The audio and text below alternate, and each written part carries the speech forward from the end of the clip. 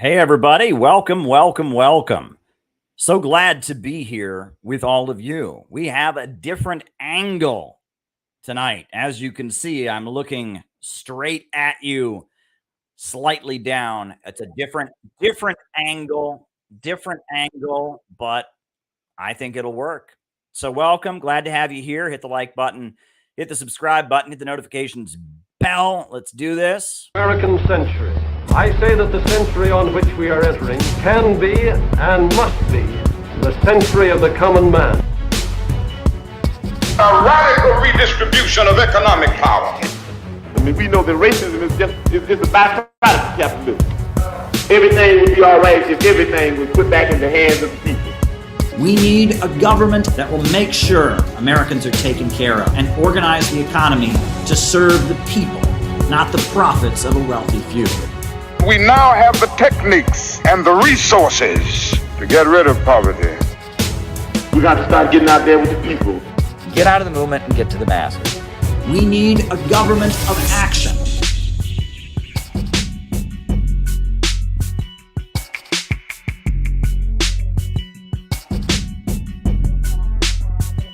Welcome, welcome, welcome, everybody. So glad to be here with all of you. It's going to be a great late night conversation.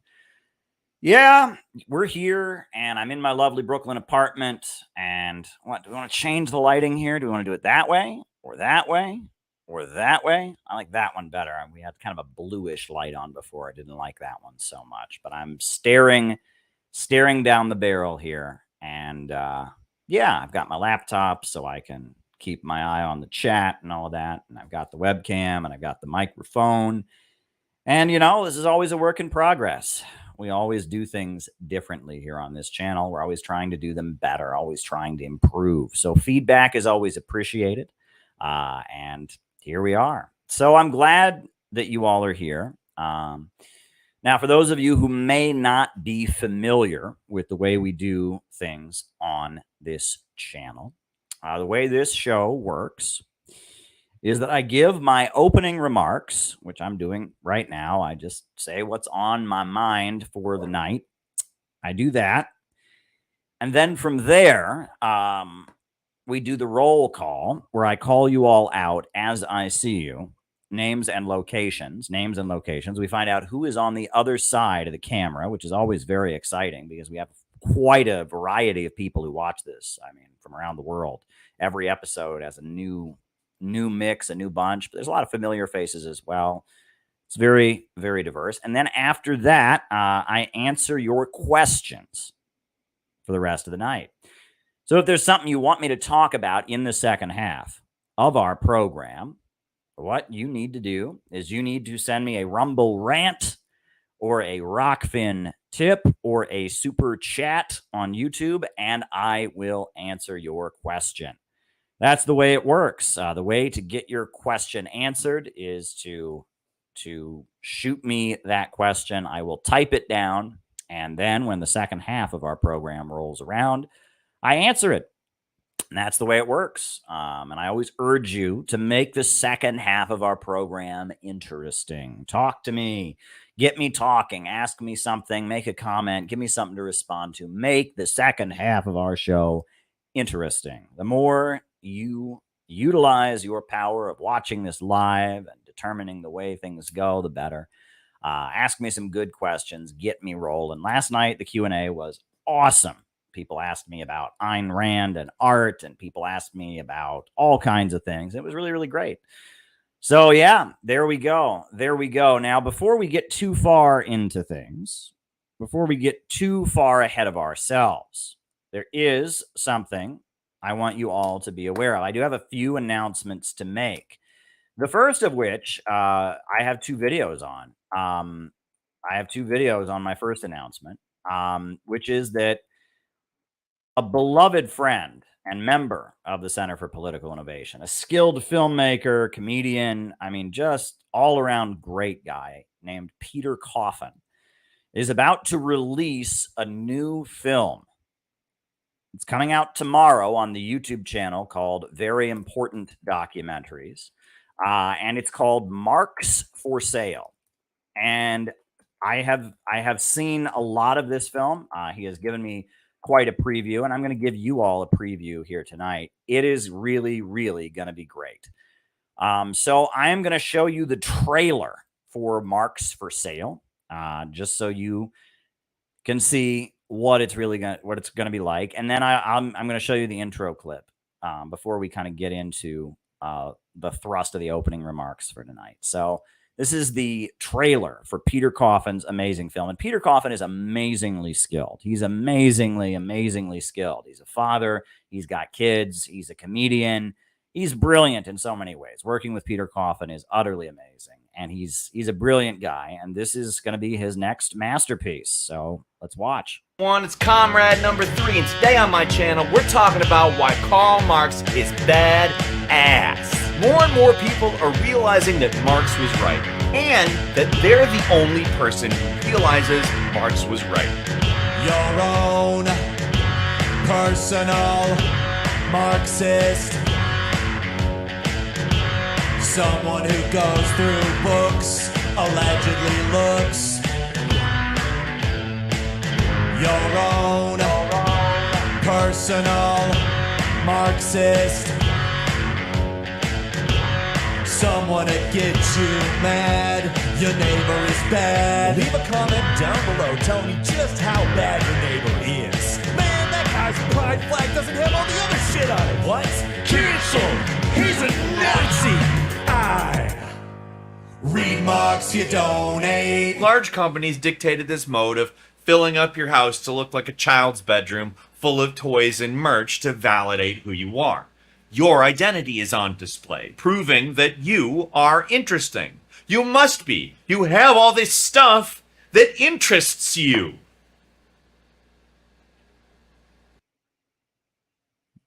So that's the trailer, and here is the sample clip. I am so excited about this film. You know, it is everything I wrote about BreadTube, and I mean, it's gonna hit home to everything we're up against as we struggle for truth in our community against so much internet grifting and pseudo politics. Here's the sample clip that he released on his channel.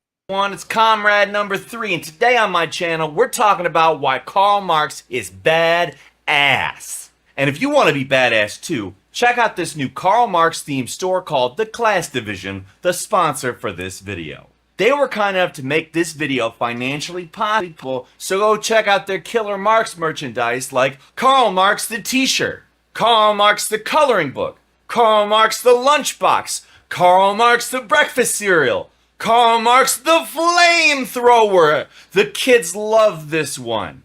Head over to their website and use code COMRADE3 to get 20% off your purchase. And while you're at it, give me a like, smash that subscribe button, ring that notification bell, leave me a comment, share the video to your feed, check out my website, sign up for my newsletter, purchase something from my online store, my Amazon affiliate links, tell your friends about me, organize my closet, wash my car, clean my windows, pick up my dry cleaning, do my grocery shopping, feed my cats, paint my second bedroom, cancel the 3-ring circus, fix the leaky faucet in my kitchen, tend my garden, and call my grandma. She would love to hear from you.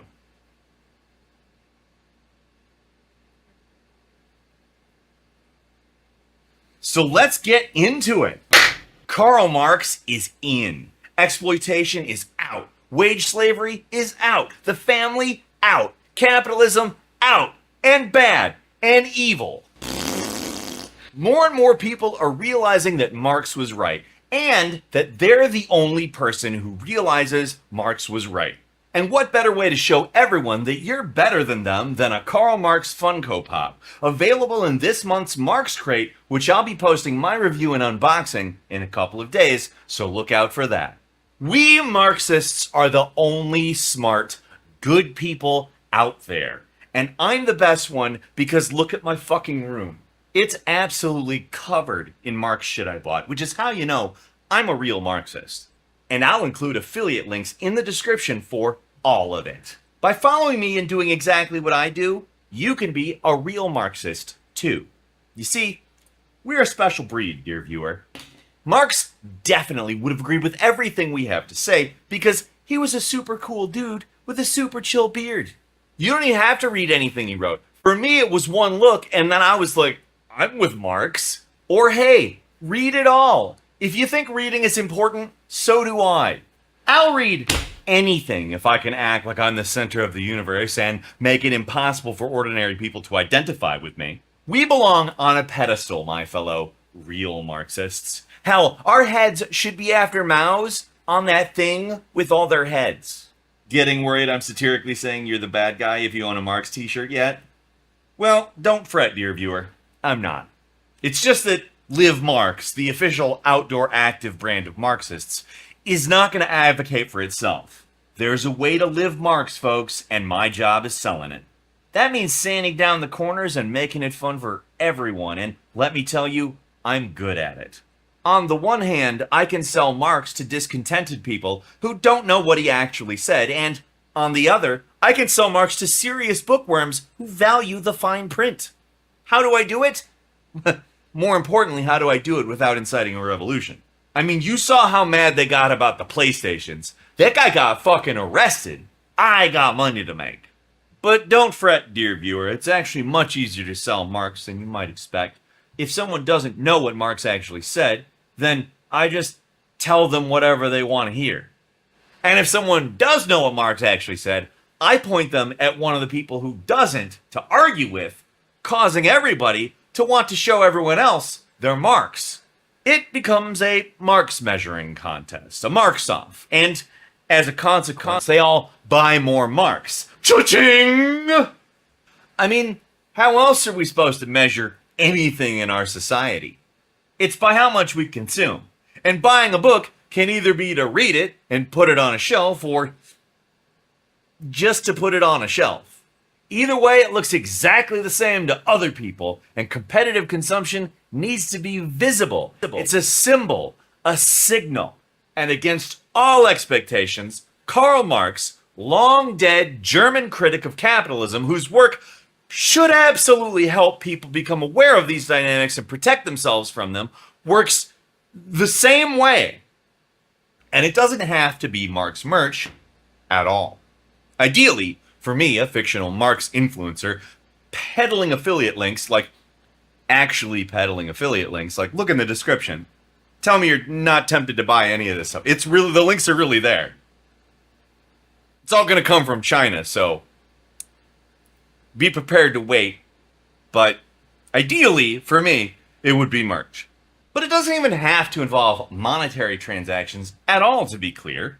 A person can want revolution while accidentally supporting the very order they want to overturn. It involves how people see themselves, how they want others to, and how the ruling order controls every mediating force through which we learn and express these things. So, you gonna buy something?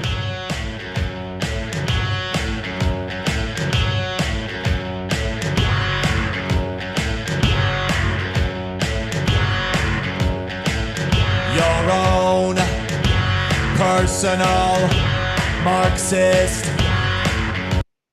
Yeah, that's Peter Coffin's upcoming film. I'm really excited for it. Peter is very skilled at what he does. He is such a harsh critic of fake internet Marxism. And I'm really pumped. And I hope you all tune in and watch it tomorrow. I know that I certainly will be watching it. Peter Coffin is a quite skilled person. So I just wanted to let people know about that, about Peter Coffin's upcoming film. Now, I do have a couple other announcements, just a couple other announcements that might be worth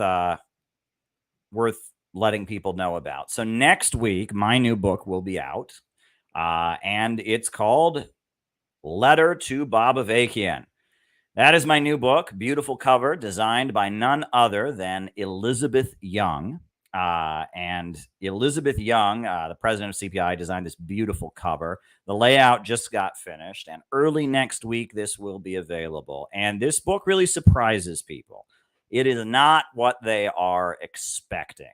It is certainly not what they are expecting. And I just want people to know about it. I talk a lot about the history of the Revolutionary Communist Party and the RCP and where they came from, etc. But I also talk about a critique of their worldview and their perspective. And then from there, I take it in a really interesting direction that is going to surprise a lot of people. So keep your eye out for that. That'll be out next week. So I wanted to let people know about that. So now I guess we can move on to opening remarks if we want to do that, right?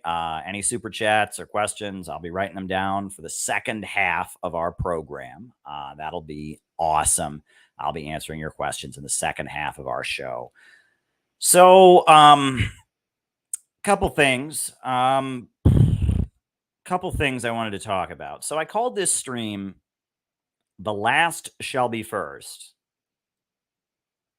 and the First Shall Be Last." That's what I called this stream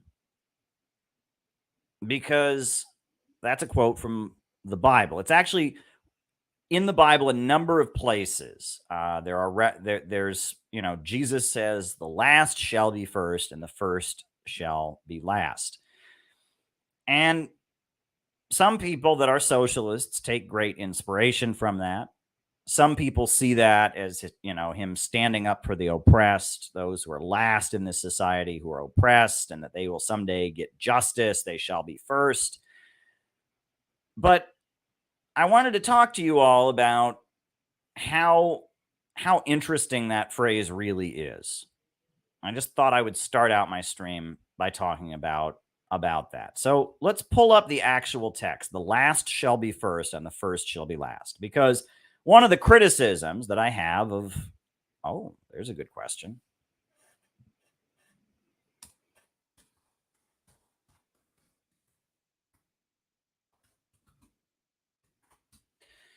One of the criticisms that I have of Bob Avakian is that in his critique of Christianity, he singles out this phrase from the Bible, "The last shall be first and the first shall be last." He singles it out for criticism. And he says, well, that's not what we want. We don't want to just reverse the situation and have the people that are now oppressed being oppressed and the people that are oppressed now on top. We want a world without oppression. So clearly, Christian socialism is wrong. And he makes this argument many times. He has a speech that he gave, communism is a whole new world, not the last shall be first and the first shall be last.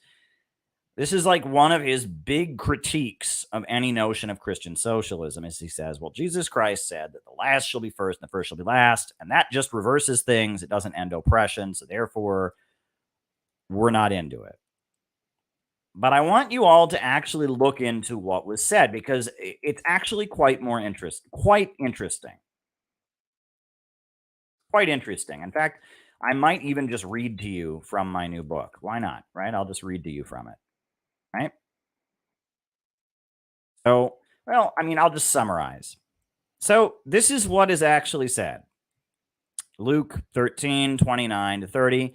It says, people come from east and west and north and south and will take their place at the feast of the kingdom of God. And indeed, there are those who will be first. There are those who are last who will be first, and those first who will be last. And then he says, anyone who wants to be first must be the very last and be the servant of all. That's Mark 9:35. And then he says, but many that are first shall be last, and the last shall be first. And that's Matthew 19:30. And in Mark 10, he says, but many that are first shall be last, and the last first. What is he talking about? Not as simple as one might think. Not as simple as one might think, because you have to put this in the context of other things. For example, in the book of Revelations, multiple places, Jesus refers to himself as the first and the last, the Alpha and the Omega. He says, I am the Alpha and the Omega, the first and the last, the beginning and the end. And blessed are those who wash their robes, that they may have a right to the tree of life and may go through the gates of the city. Revelations 22:13. He says, "Do not be afraid, for I am the first and the last and the living one. I was dead, and see, I am alive forever and ever." That's Revelations 1:17. And this is all an allusion, a reference to what was said by the prophet Isaiah, right? The ancient Hebrew prophet Isaiah is quoted as saying that God told him, "I am the first and the last, and apart from me, there is no God." What does all of this mean, right? Well, Bob thinks he has the answer. He says, well, the last shall be first and the first shall be last. That just means you're just reversing the situation. Those who are now oppressed get to oppress other people. Those who are oppressors now get oppressed. That's not what it's being said there. Hegel, the philosopher, had a concept he referred to as the unity of opposites.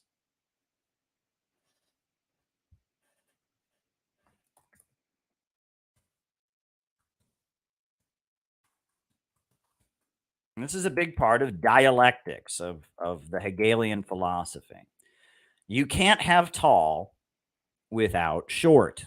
You can't have beginning without end. You cannot have fat without skinny. You cannot have long, that you can't have long without short. You cannot have beginning without end. That there are a number of concepts that rely on each other.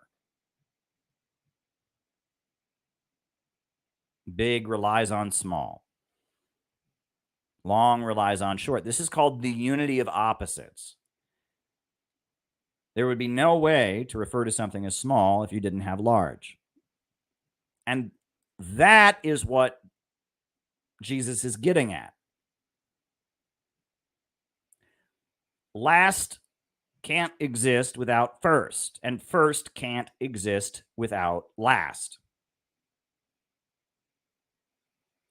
If there is no first, there is no last. If there is no last, there is no first.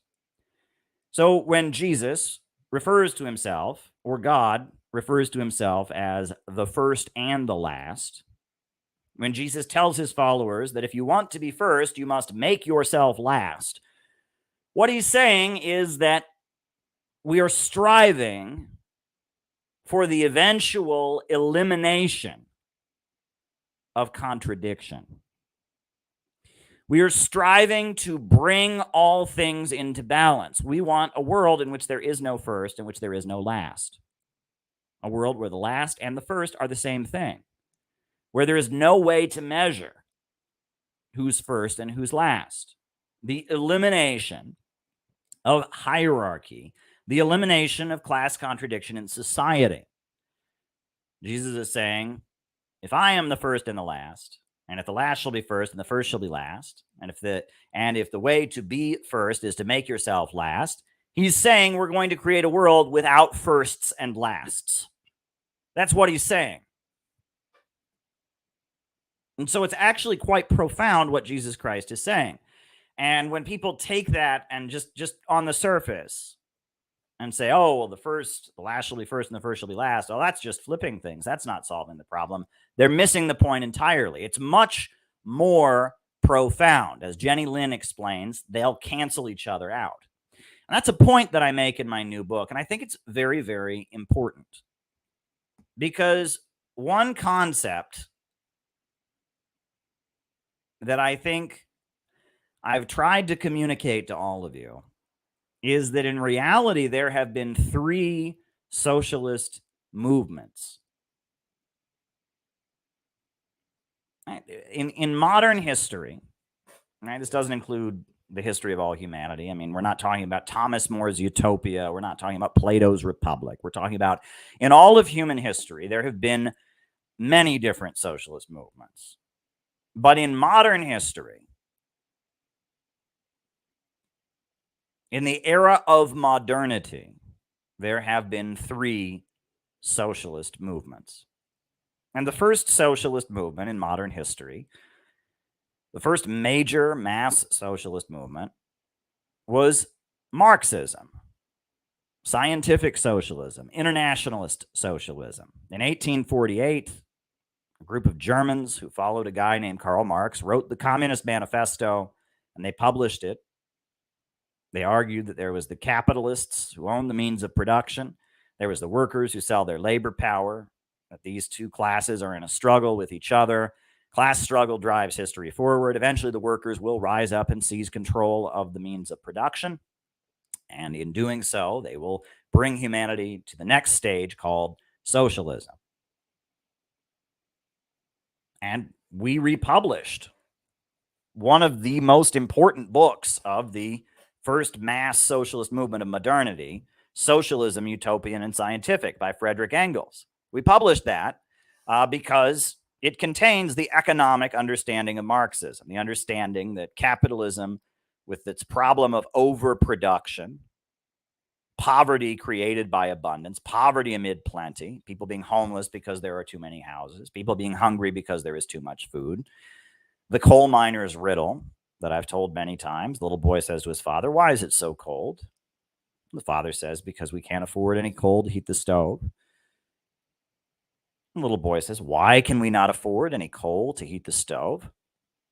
And the father says, "Because I lost my job at the coal mine. I got laid off." And the boy says to the father, "Why did you lose your job at the coal mine? Why did they lay you off?" He says, "Because there is too much coal." That's the irrationality of the capitalist system.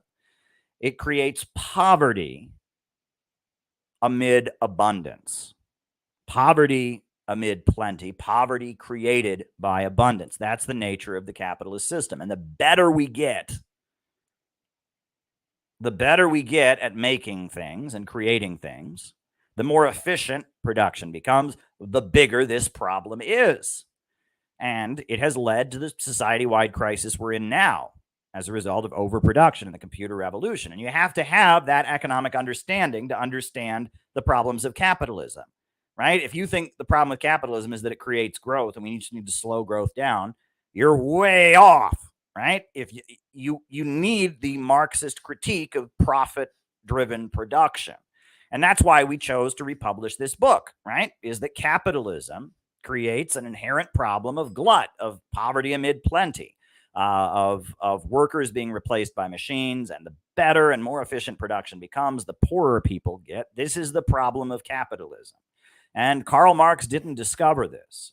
Henry Saint-Simon discovered it. Franz Fourier discovered it. I've many times on these streams read The Parable of the Water Tank by Edward Bellamy. And he explains this in The Parable of the Water Tank.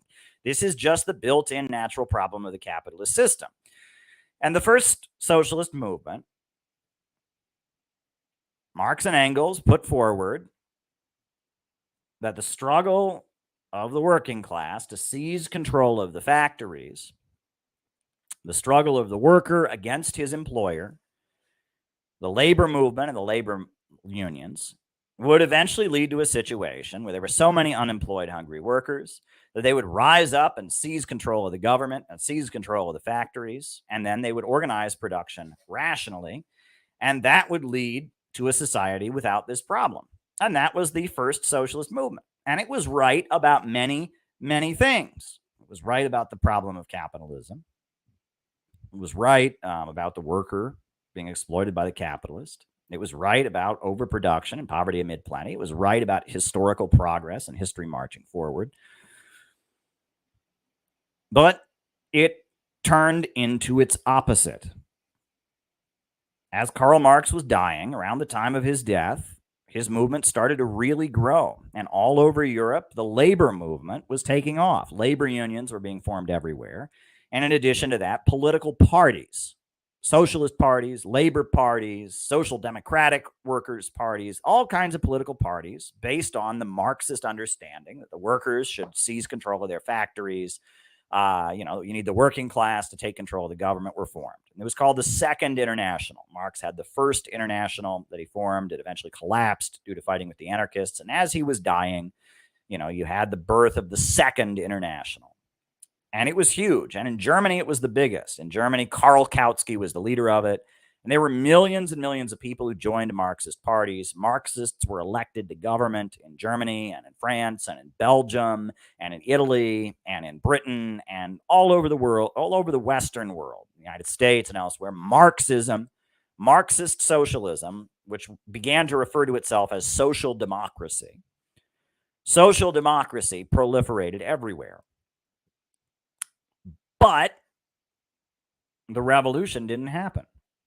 In fact, the opposite started to happen. The living standards of many working class people started to go up rather than down. So-called skilled workers who had apprenticeships, etc., their living standards started to go up. And these Marxist parties that got elected, they created big reforms in capitalism. They created, 8-hour workdays. They forced capitalist bosses to sign union contracts. In Germany, they created a kindergarten system and a national health care service. Eventually, the rest of Europe didn't get a national health care service until after the Second World War, but Germany had a national health care service pretty early on, before World War I.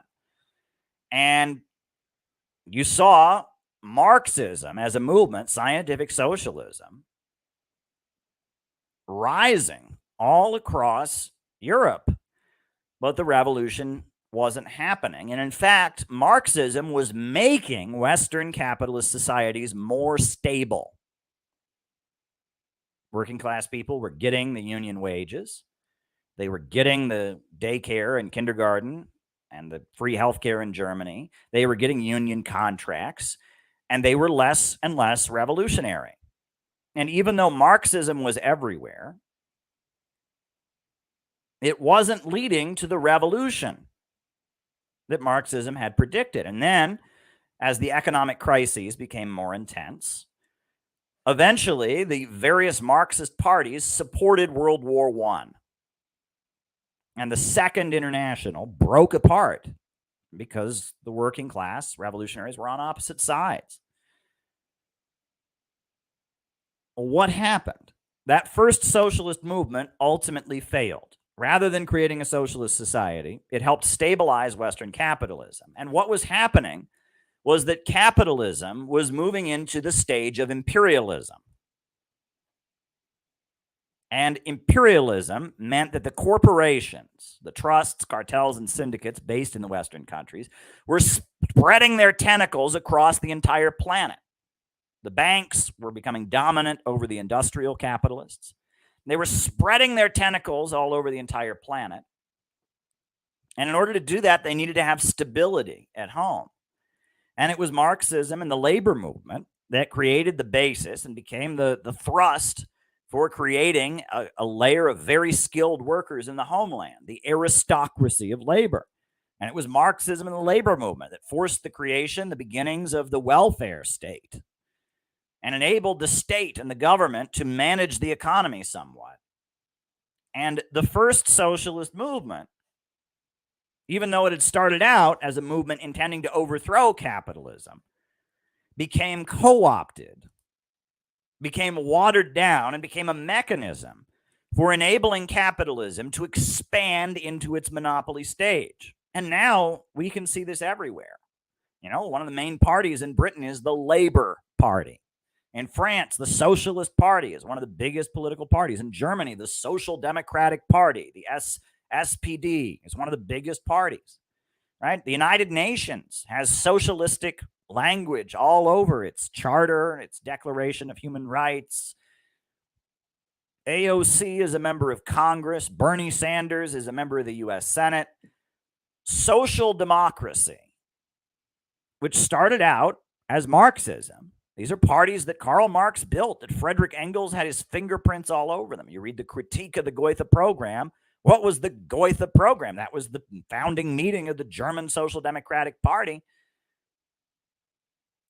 The first socialist movement deteriorated,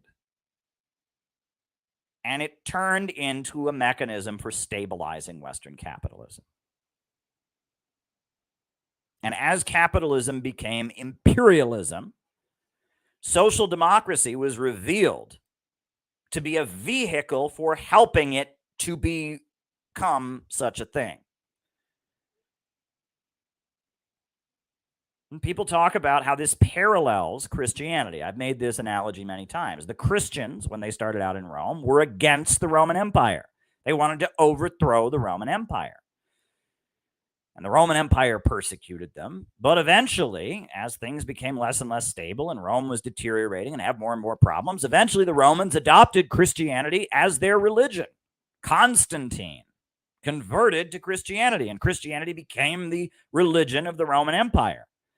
But it wasn't the original Christianity. It was a watered-down version of Christianity that the Romans utilized and co-opted to stabilize their empire. The same thing has happened with Marxism.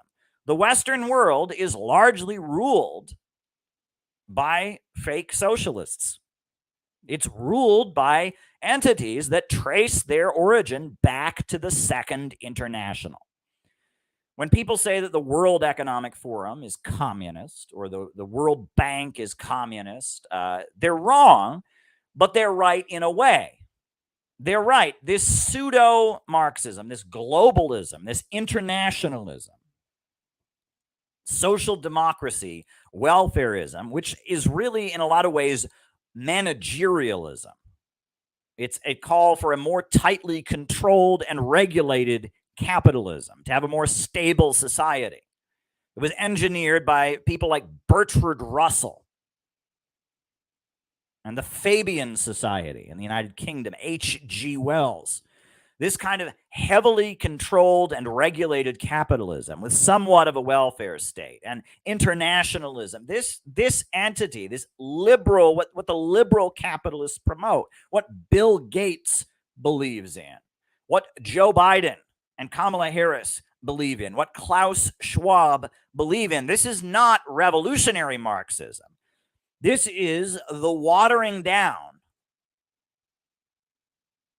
and the utilization and the co-optation of the first Marxist movement of scientific socialism of Marx and Engels. The first socialist movement failed to create socialism, and it deteriorated into a mechanism for stabilizing capitalism as it entered its imperialist stage. This is the first socialist movement. But then there was another socialist movement, right? The book, Socialism, Utopian and Scientific by Frederick Engels. That book is a watered down or abbreviated version of a much longer book by Frederick Engels called Anti-Dühring. I think I have a copy of Anti-Dühring up here. So, yes, right here. This book, Anti-Dühring. Anti-Dühring. Herr Eugen Dühring's Revolution in Science by Frederick Engels. Dühring was the main college professor, philosophy professor of the 1870s in Germany. He was hot shit. He was the top academic philosopher in Germany in the 1870s. And he called himself a socialist, but he hated Marx and he hated Engels, and he had his own understanding of socialism. He said that socialism wasn't going to come from class struggle of the workers against the bosses, but rather from nationalism. You would have a government that would rule in the interests of the entire nation. And it would balance a harmony of interests. The economist Friedrich List and the American economist Henry Charles Carey heavily influenced Eugen Dühring to develop his own brand of socialism that he professed. And Eugen Dühring was an atheist. Now, Friedrich List was a radical Catholic, but Eugen Dühring was an atheist. However, his socialism was based on religion and traditionalism, and it was based on anti-Semitism and nationalism. He argued that, you should have a nation where the economy is controlled for the good of the nation. And he argued that Jews are dangerous outsiders who want to corrupt your nation, and you have to suppress Jews. He was anti-Semitic. And his understanding of socialism as flowing from nationalism called for heavy government control of the economy, called for, breaking apart international institutions, and having a kind of authoritarian military state that controlled the economy and held the country together on the basis of nationalism. Now, Eugen Dühring he kind of faded away as the labor movement took off, as strikes and protests were happening. People forgot about Eugen Düring.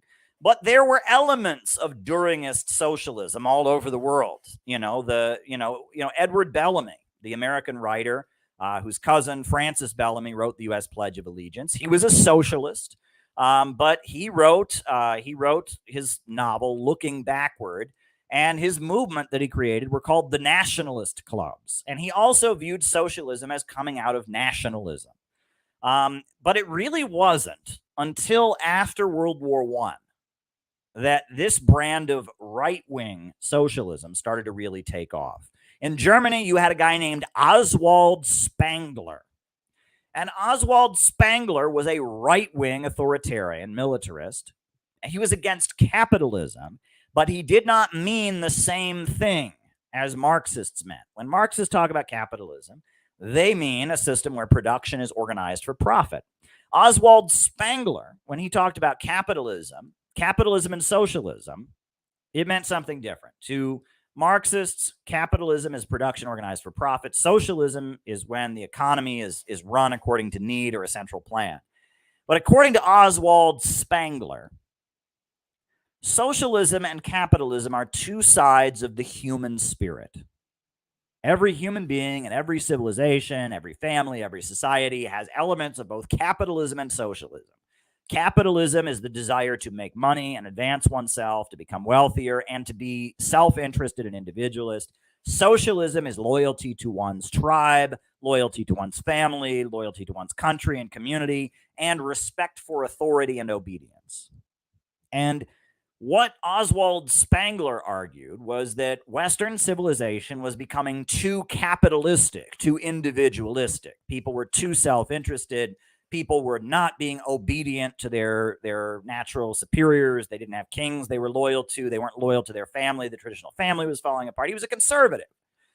And he viewed socialism as the fulfillment of conservative ideals. You also had, an individual called Ernst Juncker. And Ernst Juncker took the, concepts of Oswald Spengler and developed a concept he called Prussian socialism. And it was very similar to Düring and very similar to Oswald Spengler, arguing that there was a kind of right-wing, authoritarian, militarist anti-capitalism that would appeal to people's collectivism, that would reject individualism, but would do so not on the basis of class struggle, not on the basis of rebellion, but on the basis of returning to some kind of medieval power and authority, right?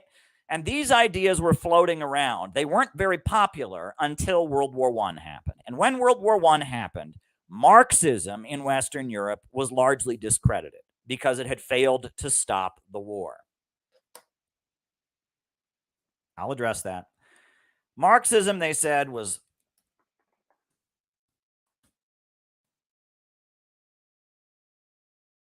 because it had failed to stop the war. The German Social Democratic Party, after World War I, the German government collapsed, and the German Social Democratic Party and the labor unions became the government. But they still couldn't create socialism. That they wrote a capitalist constitution and the Weimar Republic.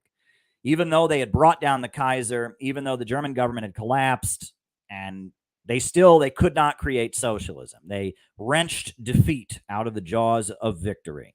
And Rosa Luxemburg and Karl Liebknecht went out and kept fighting, demanding that they have full socialism, and they murdered them. And Bavaria had a socialist revolution, became the Bavarian Soviet Republic, the Bavarian Soviet Republic. And so the Social Democrats, the so-called Marxists, sent the military into Bavaria, and they crushed the Bavarian Soviet Republic. And the Social Democrats basically showed the world that as Marxists, they were not going to deliver on their promises. And that is what gave rise, all of a sudden, to right-wing socialism or right-wing anti-capitalism, what we now call fascism. Fascism arose based on the fact that Marxism had failed to deliver. Marxism seemed to be discredited across Europe because it didn't stop World War I, because it was unable to take power in Germany, etc. And so in the 1920s in Italy, you had a right-wing anti-capitalist government, right? Under the leadership of Mussolini, the fascists took power.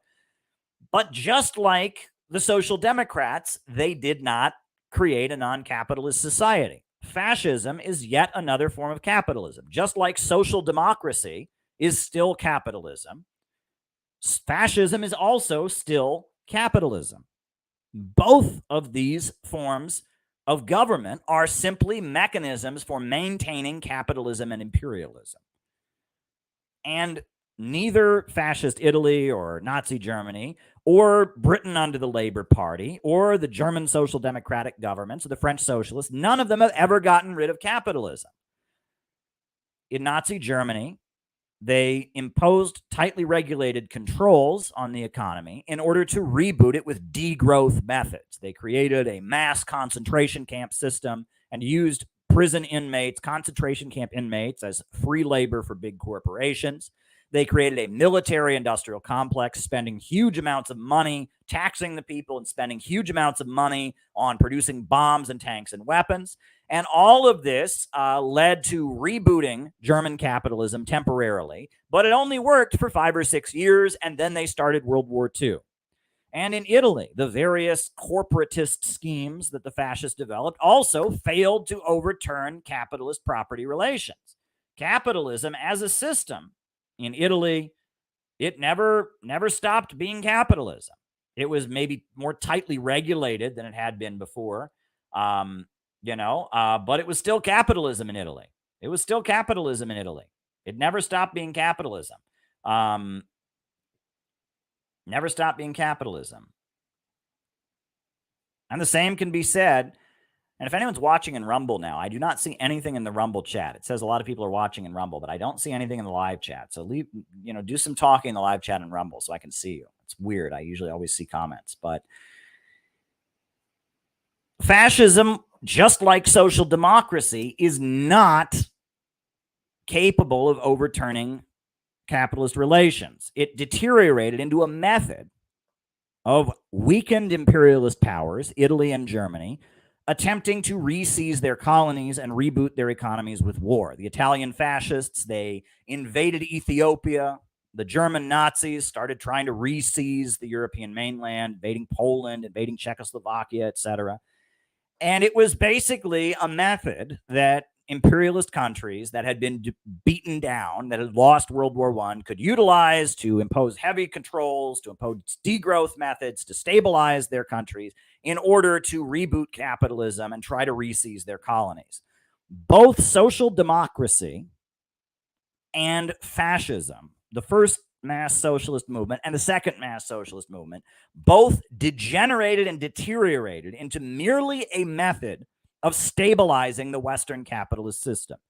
And what's interesting is that the imperialist left draws its heritage from social democracy. Bernie Sanders, AOC, they're members of Democratic Socialists of America. That is part of the Second International, the Socialist International. I think they've quit and rejoined.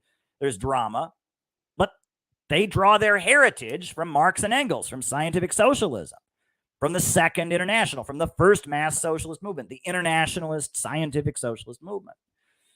And the far right wing, fascists, they draw their heritage from the second mass anti-capitalist movement, right? The British National Party, the National Front of France, Marine Le Pen, her father was a big leader of a fascist group, and the Front National, and that the right wing in the Western countries draws its heritage from the second mass socialist movement. Now, what's interesting is during the post-World War II economic expansion, most of the right wing stopped criticizing capitalism, right? They just stopped criticizing capitalism because capitalism seemed to be working out fine. The economy was booming. But until the Second World War, it was standard for the far right to criticize capitalism. You had the Silver Legion of America, William Dudley Pelley in the United States, Charles Coughlin, Father Coughlin, the radio priest in the United States. You had various right-wing anti-capitalist movements, and you had social democracy, the Labour Party, in Britain, Jeremy Corbyn. The imperialist left and the imperialist right are both the inheritors of failed socialist movements. Social democracy failed. Fascism failed.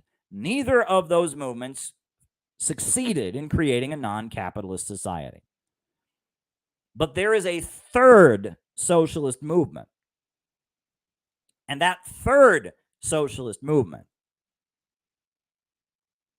that is not right-wing anti-capitalism of Düring, right-wing anti-capitalism of fascists and Nazis, and is not the failed socialism of the welfare state, of social democracy, of the Second International.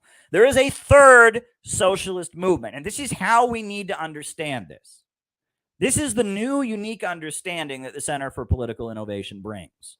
We don't see ourselves as coming out of the same movement as Bernie Sanders and AOC. We definitely don't see ourselves as coming from the far right and the fascists. We are adherents of a third socialist movement. And that third socialist movement began in Russia. And it started out with Bolshevism. When Vladimir Lenin formed the Bolshevik Party in 1903, it was very clear to the European Marxists that he was not one of them. They denounced it from the beginning. Vladimir Lenin, he was living in exile in London, and he had a meeting with a bunch of Russians who had fled from Russia, revolutionaries, and he put forward he was going to form a central committee for a new party of new type. And the majority of the people in the room went along with him, and the minority of the people in the room went against him. And those who went with him, they were the majority, so they called themselves the Bolsheviks. And the people who didn't go with him, they became the Mensheviks. And immediately, everybody knew that Bolshevism and the Bolshevik Party in Russia was not like the Marxist parties in Western Europe. It was not like the German Social Democratic Party. It was not like the British Labour Party. It was not like the Socialist Party of America. It was different. The first difference was that the socialist parties of Western countries were huge because anybody could join them. As long as you agreed with a certain set of principles, you could sign up and be a member. Anyone could join the Socialist Party, the Labour Party, the Social Democratic Party. Anyone could join them. But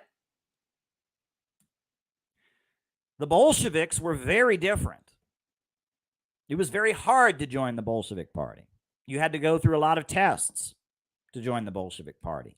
The Bolshevik Party was only for those who were willing to give, quote, the whole of their lives. The whole of their lives. And in fact, Vladimir Lenin said that ultimately their aim should be for every member of the Bolsheviks to be a full-time revolutionary, to do nothing else, to have no other job, to be a professional revolutionary. It was a party only for those who would give the whole of their lives to be a professional revolutionary. And on top of that, they functioned with a different level of discipline. Lenin referred to the Labour Party in Britain and the German Social Democratic Party. He said, these are debating societies. These are debating societies. They get together and they argue over resolutions and they debate. We're not going to do that. We're going to practice democratic centralism, meaning that once our Central Committee makes a decision, every member is obligated to carry that decision out. And if you don't carry it out, you're expelled. And we discuss and we debate, but our leadership comes to a conclusion, reaches a conclusion, and then every member is obligated to carry it out. And we keep our arguments, our debates, internal. They're not public. To the masses, we have one unified face. We have one newspaper that is controlled by the party. And that is our only message to the masses. And all the arguments that we have, we keep inside. One face to the masses. This is called democratic centralism. And immediately, all the European social democrats, they looked at Lenin and Bolshevism, and they said, this is a cult. This is a crazy cult. This is not not a real socialist Marxist party. This is a cult. They compared it to a monastic order. They said this looks like the Jesuits. This looks like the Franciscans. This looks like some kind of religious fanatical organization. You're demanding people give the whole of their lives. You're not having public debate. You're keeping it all internal. You have one unified face. Every member is obligated to carry out the decisions, whether they agree with it or not. This looks like some kind of scary authoritarian cult. And it kind of was, because of the fact that Russia was a very different country than Western Europe is. Russia had a 1,000-year-old system. They had the Tsar. And then in Russia, there was a whole tradition of secret societies. The Old Believers, they were called. It was a group of people who believed in the Orthodox Church and wouldn't accept the reforms of the Orthodox Church. And they formed a secret society, the Old Believers. And there was another secret society that tried to overthrow one of the czars. It was called the Decembrists. And that Lenin realized that while in Europe you might form a debating society or a mass labor party, if you're going to organize in Russia, you got to form a secret society. You've got to form a party of new type. You've got to form something that looks like a monastic order. And Lenin was very clear that he did not intend for his party of new type to be something that was copied in other countries. This was a unique method for Russia, for Russian conditions. And to organize in Russia at that time, where 60% of the population was illiterate, where there was still a lot of people living in the countryside as peasants, there was not much industrialization, you still had the czarist autocracy system, you had the Russian Orthodox Church as the state religion. The way the Bolshevik Party organized was very Russian. It was very Asiatic. It was not Western. And the party of new type took power. When World War I broke out, all the other communist parties in the world supported it. All the social democratic parties supported it. The Bolsheviks didn't.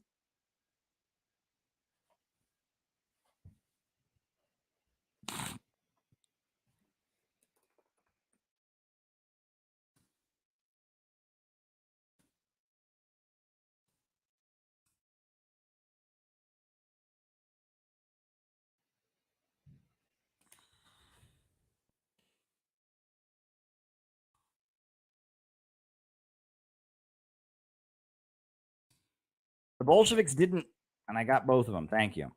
The Bolsheviks didn't. The Bolsheviks took power. They opposed World War I, and they took power. And the Bolsheviks, they had hella complicated, crazy ideas. Their beliefs were very specific. They said that capitalism had turned into imperialism, that nationalism among the colonized people was a good thing. Nationalism in Africa was good. Nationalism in the Caribbean was good. Nationalism in Asia, nationalism in South America was good. And that the revolutionary energy wasn't going to be in Europe. It wouldn't be in Germany or in France or in Britain because of imperialism and the aristocracy of labor.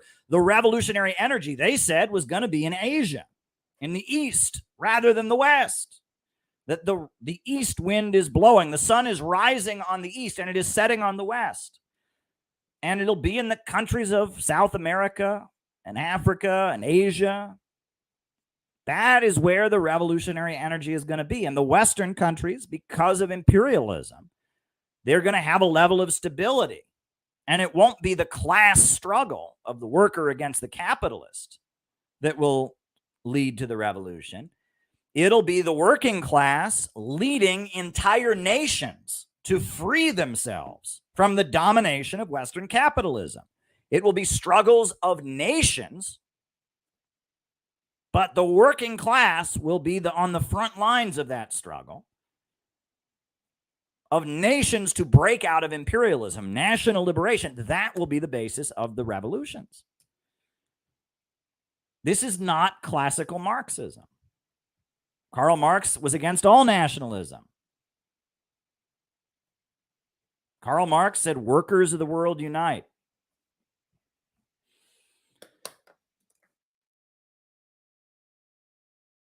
Karl Marx said, "Workers of the world unite."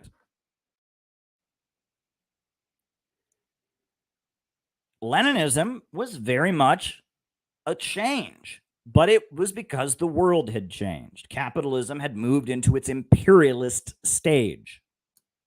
And Bolshevism was the only socialist movement to ever, at that time, overturn capitalism. And they took power and they overturned capitalism.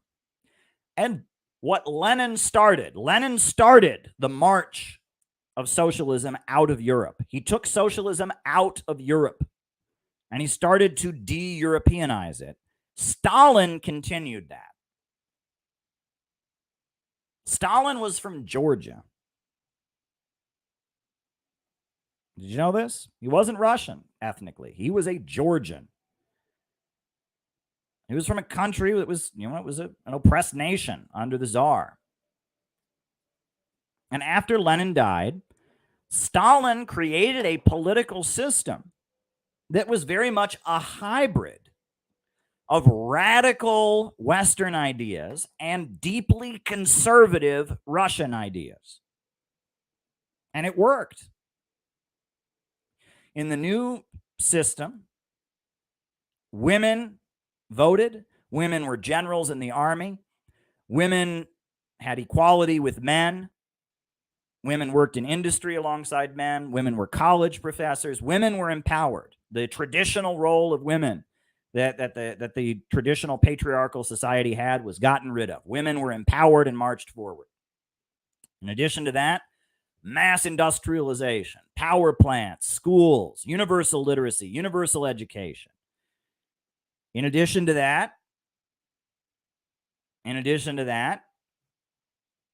people were organized in their factories, and they had mass meetings where people were consulted. Thank you, Alex. People were consulted about carrying out, what is the government wanting to do? Well, the government consults with the masses of people. In every factory, they would have big meetings where people would make suggestions, and there would be votes and decisions, and there was elements of mass democratic participation. All of this is very left-wing.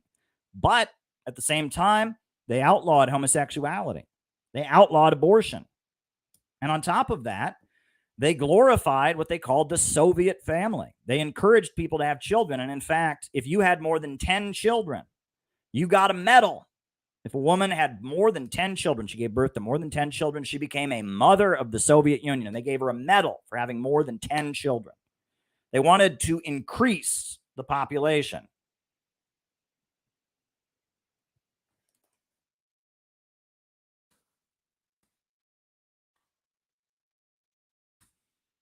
They wanted to increase the population. In addition to that, after Lenin died, they put pictures of Lenin everywhere, and it almost looked like he had a halo around his head.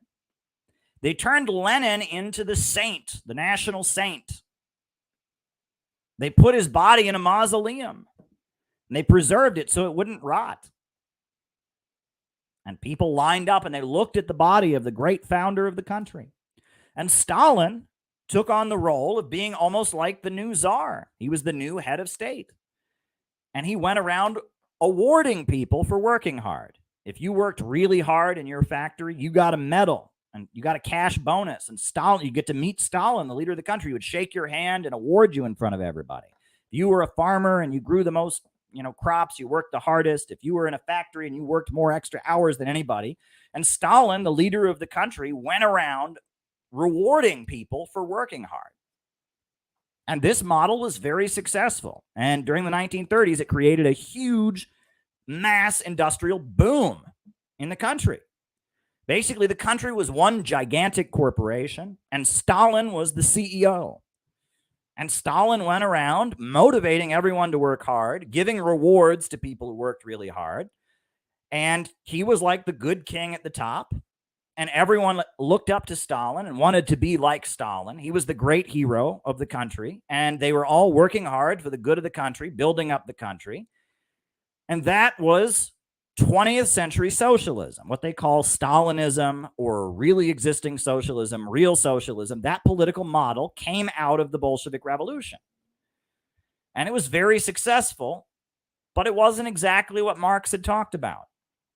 It wasn't exactly a pure workers' democracy, right? There was a level of authoritarianism in it. It hadn't happened in the Western countries that had already been capitalist. It mainly happened in countries that had been largely feudal. And it was their mechanism for breaking out of imperialist domination, raising themselves up out of poverty, industrializing, and modernizing their country. And in many different countries, this was successful. They had it in China with Mao. They had it in North Korea. They had it all across Eastern Europe. They had it, and many non-Marxists adopted this system. The Baathist countries, right, in Iraq and Syria.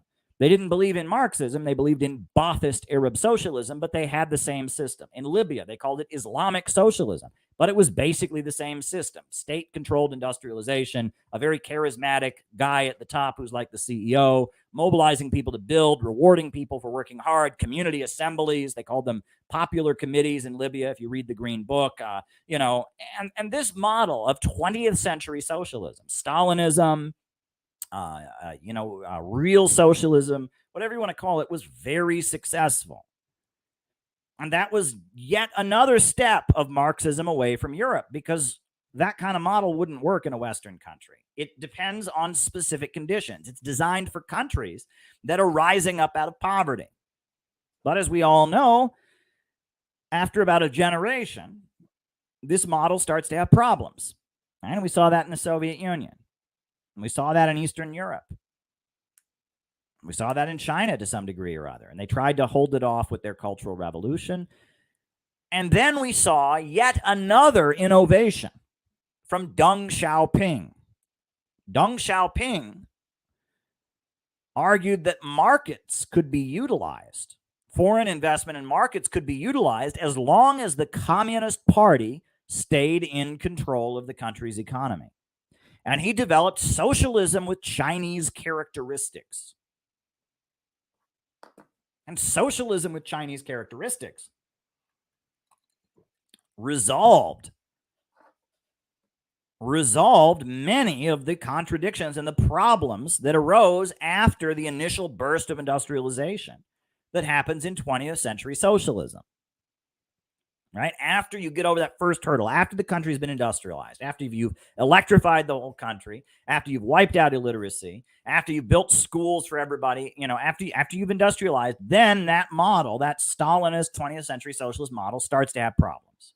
Then all of a sudden, the guy who works really hard isn't admired as a guy who's worked really hard for the country. All the coworkers look at the guy and think, what a show off. All of a sudden, people who have new ideas about how to make things better get suppressed because the bureaucrat doesn't want to change the way of doing things. And that 20th century socialism has problems after the first hurdle of industrialization is overcome. And so it's necessary, Deng Xiaoping discovered, that after you industrialize, it's necessary then to adopt market mechanisms as a way of enabling innovation to continue, but keeping the state central plan in control. Very, very interesting. And now what we're seeing, and you all just watched the BRICS, all right? The BRICS plus 6. There is a new system in the world today. There's a new system in the world today, and it is the third socialist movement. What started with the Bolsheviks and their break with Western Marxism, what continued with the development of 20th century socialism and Stalinism, what continued with Deng Xiaoping theory, is now all over South America with Bolivarianism, Venezuela, Nicaragua. You have it in Vietnam with their market-oriented, socialist-oriented market economy. You have it in Iran, where they call it not capitalism, but Islam. You have it in Syria, where Baathist Arab socialism is in power. In many parts of the world, many African countries are moving in this direction. The military of many African countries is nationalistic and pro-China, and many African countries are starting to move toward adopting this system. This new system of state-controlled production, centrally planned production in order to raise living standards, overcoming those problems of capitalism, poverty amid plenty, the irrationality of profits in command, poverty created by abundance. This is coming to become reality. But it's this third socialist movement that has actually created socialism. And the Center for Political Innovation is the U.S. wing of the third socialist movement. And no, we're not trying to copy Bolshevik methods, because Bolshevik methods were for Russia in 1917. And no, we're not trying to adopt socialism with Chinese characteristics. We're not in China. But we understand that capitalism must be defeated, and that the only system that has ever defeated capitalism has been the third socialist movement. And that the only future the United States has is breaking out of the Western imperialist system and adopting 21st century socialism, having a society where the banks and the factories and the industries are organized to serve the people rather than the profits of a wealthy few. We need a centrally planned economy. We need a socialist society in the West. But the socialism that comes into being will be very different, because we'll be doing it on the basis of already having been an imperialist industrialized country, and we'll be doing it in the context of Western imperialism deteriorating. Rosa Luxemburg wrote a very important pamphlet in the lead up to World War I called the Junius Pamphlet. Over 100 years ago, Rosa Luxemburg predicted that imperialism would lead to the deterioration of civilization, just like Rome and the fall of the Roman Empire had led to depopulation and balkanization and deterioration in Europe.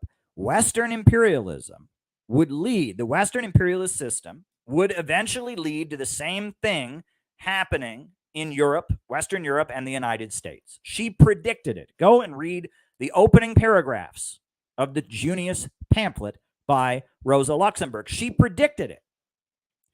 And the socialist movement that is emerging now in the West is not the first socialism, social imperialism, social welfarism, social democracy. It's not fascism, National Socialism, Italian fascism, the socialism of the right. The socialism that should develop in the West, the only socialism that will develop, and we're seeing the very beginning of it. I mean, the Center for Political Innovation, the Party of Communists, we're pioneers here. We are blazing new trail. We are doing things that have never been done before, right? Patriotic socialism. What we're doing, patriotic socialism, whatever you want to call it. The movement that Peter Coffin is part of, the movement that I am part of, the movement that participated in the rage against the war machine. And thank you, Kiwi. I appreciate it. This is the very beginning of the third socialist movement taking root in the Western countries. We are neither left nor right, because we're not for the imperialist welfare state, which is now a mechanism for creating degrowth, and we are not for fascism. We are something new. We are growth socialists. We believe that there is no limit to human growth. There is no limit to human creativity. And we understand that capitalism isn't bad because it makes people create things. Capitalism isn't bad because it has people live more comfortable lifestyles. Capitalism isn't bad because it just leads to people being alienated. Capitalism is bad because it is creating poverty amid plenty. And that we are seeing a prolonged economic crisis spawned by the fact that under capitalism, production is organized for profit. And the computer revolution and artificial intelligence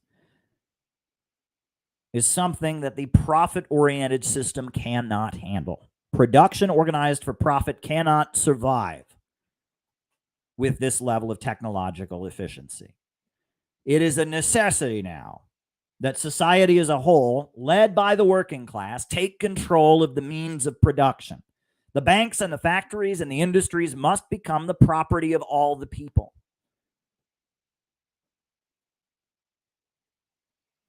And the technological innovation that exists must not function according to the profits of a small group of owners, but must be utilized to build a decent life for all. Computers necessitate the transition away from prophets in command. And we have this understanding, and we understand why Eurasia, Russia and China, Iran, Bolivarianism, BRICS, why all this is rising and the West is falling. We understand this. We have this understanding. We know the built-in problem of capitalism. We know the failure of social democracy. We know the failure of fascism. And we understand that our movement is a third movement that originated in the colonized world and has actually broken with capitalism. And that our job is to pioneer new territory and figure out how the United States and Britain and France and Germany can break themselves out of the dying Western imperialist system and avoid the fate of the Roman Empire, and instead join the rising block of growth and innovation that is coming out of Eurasia. Imperialism is doomed, but a new world is coming into being. And our movement is one that understands that it is in the interests of the working class of the Western countries and the bulk of the population of all classes for the West to join the new economy and to defeat the imperialists. That is our understanding. That's the Center for Political Innovation. That's the city building tendency. That's our movement. That's what we believe. So I hope that this presentation about 3 socialist movements, I hope this was helpful. I hope it was insightful. And I look forward to answering your super chat questions in the second half of our show. So hit the like button, hit the subscribe button, hit the notifications bell, and let's do it. Names and locations. Who is with us tonight? Names and locations. Who is with us tonight? I see there are people on Rumble. Bless up, Caleb, St. David's. Thanks, Dingo.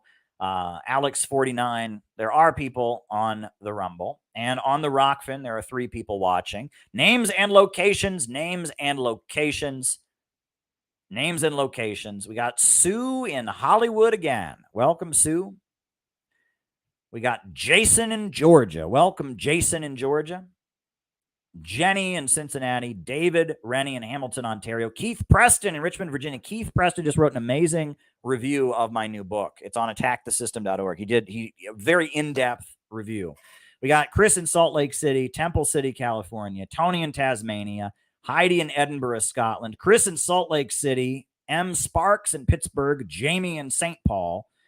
Reza in Iran, Bobby in Denver, Maddie in California, Bruce Monroe in the Philippines, Clinton Fraser in London, Alex in Brazil, John McCarthy in Chicago, Mo in Kansas City. Welcome, Mo. Welcome, Mo.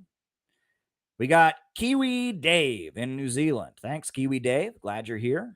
We got Bob Troy in New York, Micah in Las Vegas, Average American in Florida, Bendigo, Australia, David Fox, Sage in Milwaukee. Sage is great. We got, who else? There's Alex and Susan from Quebec, Montreal. Glad you're liking the show. We got Panos in Greece. We got Tonga. We got Anthony in Detroit, Kieran from San Diego, Patch in Arizona. And on the Rumble, we've got Jamie in Boise, Idaho. Welcome, Jamie. We got St. David's, Bermuda. Welcome, St. David's, Bermuda. All right. Yeah, we got the left coast, Zach from Seattle, Alan Rice in South Korea, Christopher in Texas. We got the seasoned noob in China. We got Alberta, Canada. Zach from Seattle. Welcome, everybody. Welcome. Names and locations. Anybody else? I'll call you out as I see you. Names and locations. I see we have a decent number of questions for me to answer in the second half of our show. If you have more questions, I would be happy to answer them. Questions about history, philosophy, world events, whatever you want. You can ask me about my life. You can ask me about movies, whatever you want. Oh, we got Peace Now in California. Todd Mead in Alberta, Canada. So just, keep the super chats rolling. I have started playing music on these streams more regularly. And it's been kind of fun for me because I get to show you the different types of music that I like. So for tonight's stream, this is a song that was made popular by the Beach Boys. Oh, we got Ryan in Kansas City. The meek shall inherit the earth. Very good. This is a song that was made popular by the Beach Boys, but I looked into its origin. Fascinating, right? Apparently, this song was a traditional song sung among Bahamian sailors. In the Bahamas, there were people in the Bahamas, they sang this song.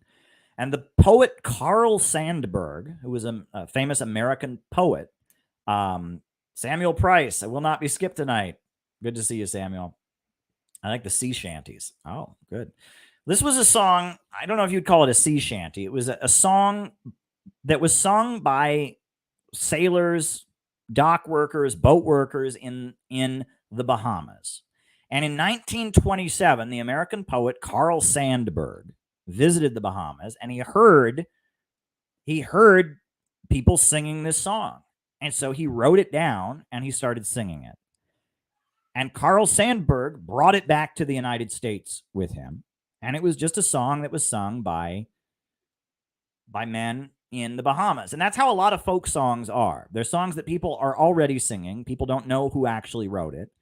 But anyhow, Carl Sandburg brought it back to the United States. And then the Kingston Trio, they adjusted it and they started performing it. And then the Beach Boys heard it. And the Beach Boys ultimately changed it and made it what it is now. And this is the version that everyone knows. But this song is called, you got it, Sloop John B. And it was apparently just a song. And it's about being homesick, right? It's about sailors being homesick, basically. And it's a universal situation. We can all, everyone who's got a home has been homesick at some point in their life. And it's kind of a sad song, but it's what is the term that they use? Poignant. It's poignant. It's kind of beautiful, sad. And the Beach Boys made it possible, made it famous, but it was just a famous song. It was just a song that people in the Bahamas sang. It's a Caribbean song, a traditional song among Caribbean sailors. So it's basically just about a trip where everything goes wrong. Now, they did change the lyrics. In the version that the Beach Boys sang, they talk about the cook, having fits and eating up all the corn. Apparently, in the original version, it was about a pig. It was about, on these ships in the Bahamas, they would have livestock. And it's about how a pig got loose and ate all the sailors' food, and they didn't have any food. That's what it was about. And they figured, Oliver Stone. They figured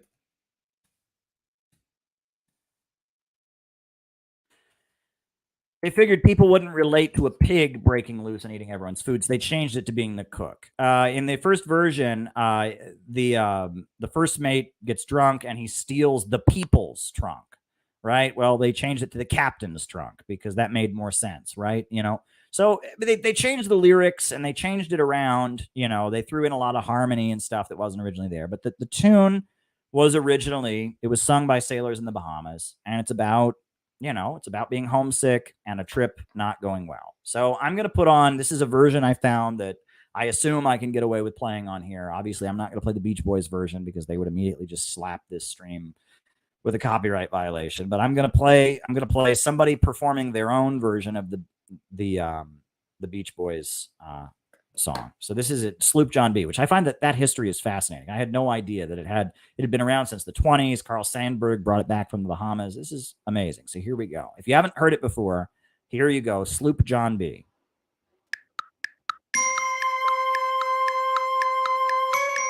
We come on the Sloop John B, my grandfather and me, around that south town we did roam,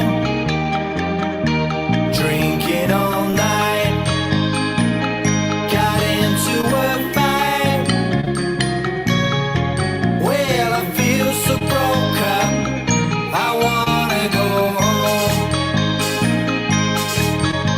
So I stopped the John B.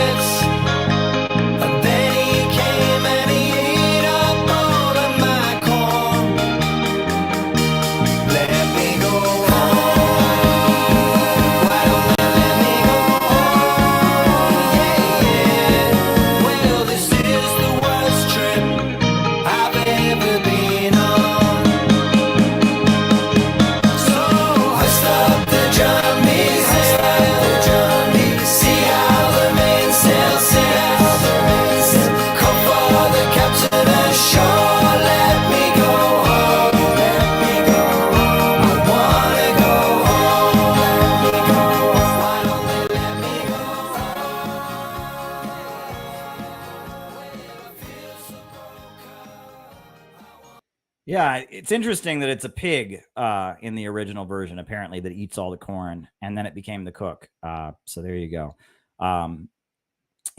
But there you go. So now thanks everybody, and we've got some super chats to answer. But please, if you got more questions, I'm here to answer your questions. So please, use your privilege well. You are the 1% or the 10% that watch this live, don't watch it the next day. So I would encourage you to send me a super chat, get me talking about what you think is important to you. Send me a super chat and ask me what it is you want me to talk about. Give me something to talk about. I got a few super chats here, but make the second half of the show long, right? Tomorrow's Saturday. I'm not working tomorrow, so I can go all night if we need to. Ask me some questions. Get me talking, please. Get me talking. Before we do that, just have to comment on this. Okay, so I guess I'll put this in proper context. This is classic. So you all know one of our old enemies is Maoist Rebel News, Jason Unruhe, right? Who I never wanted to be the guy's enemy. I actually defended the guy, right? For years, I defended him because he just had this communist YouTube channel. And all of a sudden, every communist group I went to, everyone was constantly going, "Oh, don't you hate that guy?" And I would defend him. And I would say, if you don't like him, why don't you make videos yourself? And I would say, at least he's doing it. And he did good work supporting North Korea, debunking lies against North Korea, et cetera. And I defended him. And, for whatever reason, he has lost his mind. I don't know. I know he smokes a lot of weed and that he doesn't get out much. And, he's been bullied and harassed for years by people on the internet. And, and he just turned against us. He viciously turned against our community. We've debated him and he's looked like a fool. And, it's really sad. It's really, really sad to see Jason. He did good work at one time and he has deteriorated into a fool.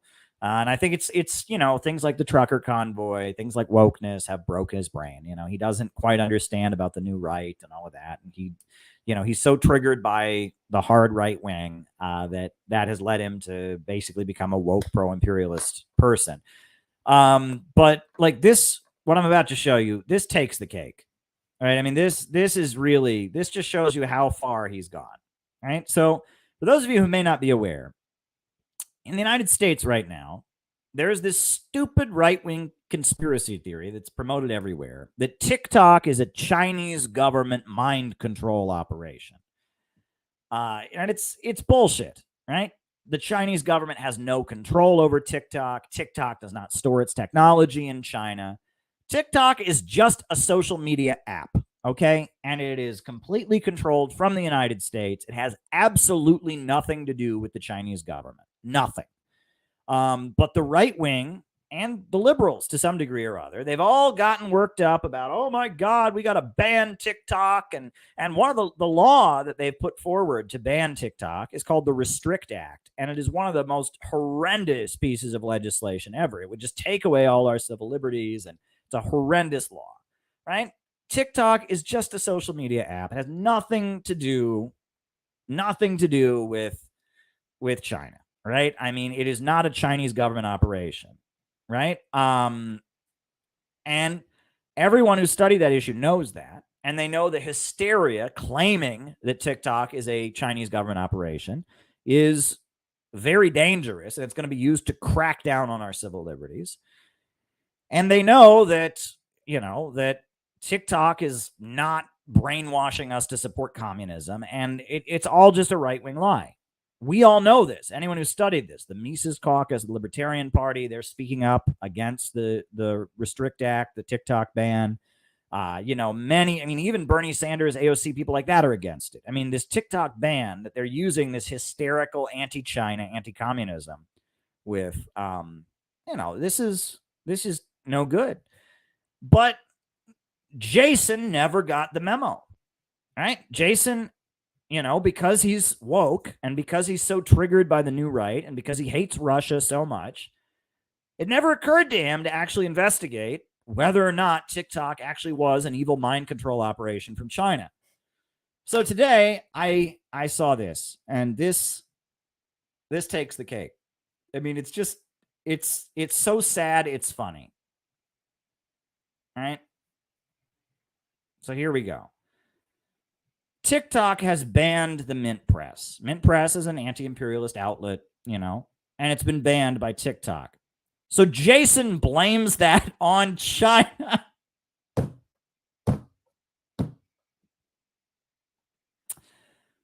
He points out that Mint Press has been banned by TikTok, and he blames that on China. Anti-imperialist China. Huh. Well, TikTok. I mean, this is unbelievable. He thinks that TikTok is a Chinese mind control operation, and they're not doing a good job about it. Damn it.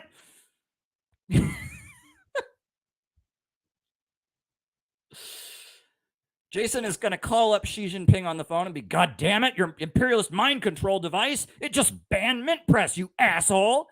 Come on, do a better job with your anti-imperialist mind control. I mean, unbelievable. Unbelievable. No, Mint Press is not, Mint Press is a great outlet. I've written for Mint Press before, a great outlet. TikTok is not controlled by China, Jason. TikTok banning Mint Press has nothing to do with the Chinese Communist Party. As much as you heard that on Fox News, as much as you heard that on the New York Times, Jason, TikTok is not actually a Chinese government conspiracy. So it is not the fault of Xi Jinping that Mint Press got banned from TikTok, Jason. Oh my God. Can you open RT for once? I've done reports about this. Can you open Global Times? Can you open anti-imperialist media for once, Jason? I know you're woke. I know you think we're all Nazis or whatever, but can you bother to get the other side of the story just once? Just once, can you not accept what the New York Times says about it? Just once, can you question the pro-imperialist narrative? Your name is Maoist Rebel News. If you open the New York Times, the same New York Times that thinks that TikTok is a Chinese government plot, that also thinks Mao is a mass murderer. So maybe you should just, oh God, I don't know what to say. This is just, that takes the cake. It just really takes the cake. You've really fallen far, Jason. You've disappointed all of us. And there's no reason for me to be your enemy. Why are we not on the same team? You people started sending you Patreon money and stirring you up against me or something. It's really sad. You've let us all down, Jason. You have fallen far. You've fallen very far, and it's too bad what you've become. But this, I'll put it on the screen again. It's just like, are you serious? Are you serious, Jason? Seriously. So you think that Xi Jinping hates Mint Press News?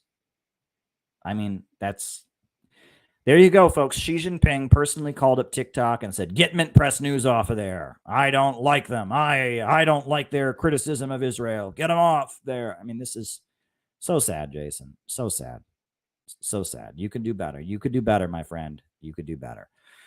All righty. All right, folks. I've already done the roll call, and so now I'm going to start answering people's questions. If anyone has a Rumble rant or a Rockfin tip or more super chat questions, send them my way, and we are going to start answering people's super chat questions. So I encourage you to use your power. Oh, see, here we go. Other anti-imperialist outlets. You're on the list, Battle Cossack. See? Great. And other people should do the same. Please send super chats. Give me something to talk about here in the second half of our program. All right. First things first, what's my take on the death of Prigozhin? Well, I have a feeling that Prigozhin was probably, his heart was beating before. Now it's not. I suspect his lungs were breathing. Now they're not. My understanding is that there was a plane crash. So, what do you want me to say? Look, the idea, the Western media has decided, his body was still warm. The plane had barely hit the ground before they decided to announce that Putin did it. And that is so ridiculous. And it shows they have absolutely no moral or ethical standards. Look, Was there, we know all the stuff that's happened with Prigozhin and all that, but for them to just declare out of nowhere, without any investigation, any research, oh, this plane crash must have been Putin who did it. I mean, that just shows you how ridiculous our media is. It's absolutely ridiculous. This is on par with like Yahoo News, or was it Yahoo News or the Daily Beast, or one of them saying that Maduro had droned himself, tried to kill himself with a drone in order to get publicity. And it's like, if you question anything mainstream media says about the American government or the American system, they immediately label you a conspiracy theorist. But with Russia or China or Iran or North Korea or Venezuela, it's the opposite. If you don't immediately assume the worst possible scenario, right? If you don't immediately assume Putin did it, you're crazy. I mean, who are the conspiracy theorists now? Who are the conspiracy theorists? Seriously, who are the conspiracy theorists? This is utterly, I mean, I don't know what happened. I wasn't there. Okay. But for them to just declare out of nothing, oh, well, Putin did it. Like, how can you do that? Like, so there you go. I just wanted to get that out there. Okay. Now, the next question, Honecker resisted counter-revolution in the German Democratic Republic. What exactly I don't quite understand what you're getting at. I mean, the German Democratic Republic was a socialist society, East Germany. There were protests, color revolutions staged by the CIA and their forces that tapped into the resentment of young intellectuals, young artists, filmmakers, college professors. It was a classic color revolution. And they were able to mobilize a successful counter-revolution, 1989, German reunification. Not good, not a good situation. It was bad. The fall of the Berlin Wall ultimately resulted in a situation that was bad for Eastern Europe, led to neoliberalism, privatizations, cutbacks. It was awful. It was bad. Did Erich Honecker resist? Sure. And I'm sure the resistance was pretty heavy-handed. I'm sure a lot of, there were probably things that would be considered violations of human rights that took place. I don't know what you want me to say about it. I mean, the GDR, the German Democratic Republic didn't have freedom of speech, didn't have the kind of freedoms that we have in the West, and that's not good, right? We want there to be freedom of speech. We want people to have their right to speak out and criticize the government and such. But that said, there were a lot of achievements in terms of healthcare and education, reindustrialization. The German Democratic Republic had a record of standing in solidarity. They were actually on the forefront of the LGBT rights movement in the socialist countries. They were some of the first socialist countries to legalize homosexuality. They had a gay rights movement and such. And the German Democratic Republic, in many ways, was a progressive force, and the fall of it was something that was not good, right? So there we go. All right, LaRouche people say China adopted the American system. Well, what they mean by that, right? And I'm not an adherent of Lyndon LaRouche. I'm not cooperating with their organization at this time. CPI and them are we're not enemies or anything like that, but our cooperation is on hold at the moment. CPI is doing, what I talked about, revolutionary solitude. We're doing our own thing for now.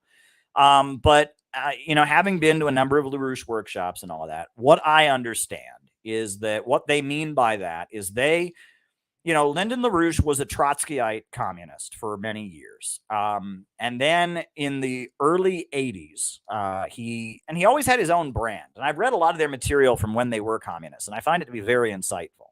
If you read the Conception of the Labor Committees, it's a very good document. Socialism or Fascism is also a very good document. I've learned a lot from LaRouche's work, but basically in the early 1980s, they rejected Marxism, and they began arguing that they saw imperialism, what Lenin called imperialism. They saw that as the British system, the ideology of Adam Smith.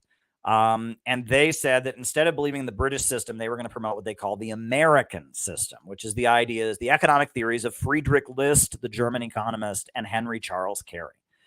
And they argue that the Chinese government is currently enacting economic policies that are similar to what Henry Charles Carey and Friedrich List advocated. And they're not wrong, right? The Chinese Communist Party is a block of 4 classes, right? I mean, it has a proletarian Marxist ideology, but it rules, wanting what's best for the nation of China, and it leads a block of 4 great classes. That's what the star on the Chinese Communist Party. There's the big stars for the party, and there's the 4 stars around it, which are the 4 great classes of China. And they are trying to do what's in the interest of the country. So you can argue that in some ways, the Chinese Communist Party is carrying out policies that reflect similar economic policies to that of Friedrich List or Henry Charles Carey. They're not wrong about that at all. However, and they don't deny this either, and I'm sure they acknowledge this to some degree, that the Chinese Communist Party bases its worldview on Marxism-Leninism. In the Chinese Communist Party, their worldview is Marxist-Leninist ideology, Marxist-Leninist ideology, Mao Zedong thought, Deng Xiaoping theory, and then Xi Jinping's thoughts for a prosperous socialist society. That's their ideology, right? So they view things in Marxist terms. But you could argue that, the theories of Henry Charles Carey and Friedrich List is that the government should fund the building of infrastructure and regulate banking, should create a national bank, should control the banking sector, and fund the building of infrastructure in order to balance a harmony of interests, they call it. A harmony of interests in order to benefit the whole nation. Yeah, you could say the Chinese Communist Party is doing it, but they're doing it as Marxists. They're doing it on the basis of their scientific Marxist ideology. And if you read Xi Jinping's writings, that is very clear. Go read what Xi Jinping has to say about it. There's many volumes of this. I have the first I have 2 and 3 up here, but there's more than that. I think there's number 4 is already out, if I'm not mistaken. And go and read the Chinese Communist Party and how they explain this. And, as far as they're concerned, it's scientific Marxism. Now there are disagreements among them about it. If you really want to learn about China's economy, I recommend this book, The China Wave, The Rise of a Civilization State. This is a very, very good book that I learned a lot from. Zhang Weiwei. I really recommend this book. I learned a lot from this book about the Chinese economic system. And that, China sees what it is doing. It sees what it's doing in terms of Marxism. But you could argue that, and that's, they see their own worldview reflected in China. And I don't think they're wrong to do that. So, they can speak for themselves, though. If you got questions about what they believe, go talk to them. Because, there are certain things about their worldview that I just will never adopt. There are things about them that, I am accused all the time of being a secret LaRoucheist or a LaRoucheite or whatever. I am not, right? There are things that LaRouche believed that I do not believe. And they know that. I think they were, as Olympia Logic says, we're not them. The Center for Political Innovation, we're not LaRouchists. We do not have the LaRouchian worldview. We come at things in terms of Marxism, but we understand that, like I said in my opening remarks, we're the third socialist movement, that the real communist movement is not a continuation of European social democracy. It's not fascism either. It's the third socialist movement, and that is the socialist movement that needs to come to power in the United States, is a socialist movement that's anti-imperialist and aligned with the countries around the world that are joining the BRICS, that are breaking out of Western capitalism. That's what we believe. And we come at it from a Marxist perspective, but we are, a lot of us believe in God. I believe in God. We have a more and more Christian orientation. Some of us are of different beliefs, but, we're not classical Marxists in a sense. We are aligned with the global communist movement, right? We're aligned with the World Anti-Imperialist Platform, which is a very amazing development that is happening, led by Jyoti Brar of the Communist Party of Great Britain, Marxist-Leninist. We're friendly with the Party of Communists. We are also part of the Rage Against the War Machine coalition with the Libertarian Party and the People's Party. We are pioneering new territory. The left hates us and the right hates us. The left in the United States is the worship of identity politics, and it is the worship of sex, right? It is sex reductionism, trans reductionism. They're not interested in economics. They have a phobia of populism. They're a celebration of sexual individualism, a celebration of cultural liberalism. The right, on the other hand, is the celebration of capitalism. Right? The right, they believe in free markets. They believe every man for himself. They tend to worship strength and tend to celebrate the bullying of people that are poor and the shaming of people that might be disabled or whatever. We're not into that. Right? So the right has its problems. The left have its problems. And we are not loyal to the left or the right. We're loyal to anti-imperialism.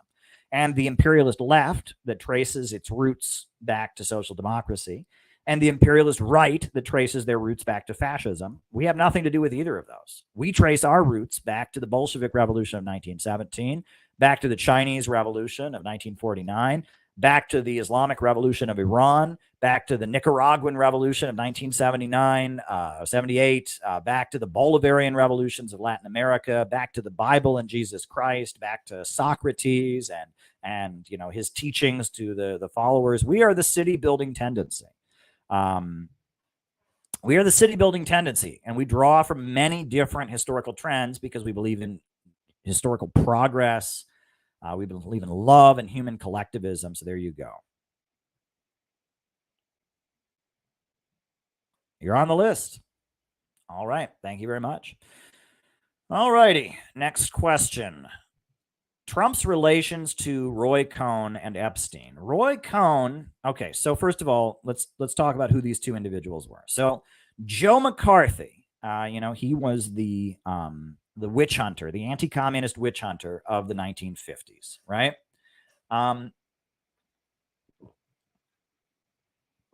Joe McCarthy, and he was an Irishman. He was from Wisconsin. He was an Irish American Republican conservative. And at the time, the Second World War had just ended. The USA was getting into anti-communist hysteria.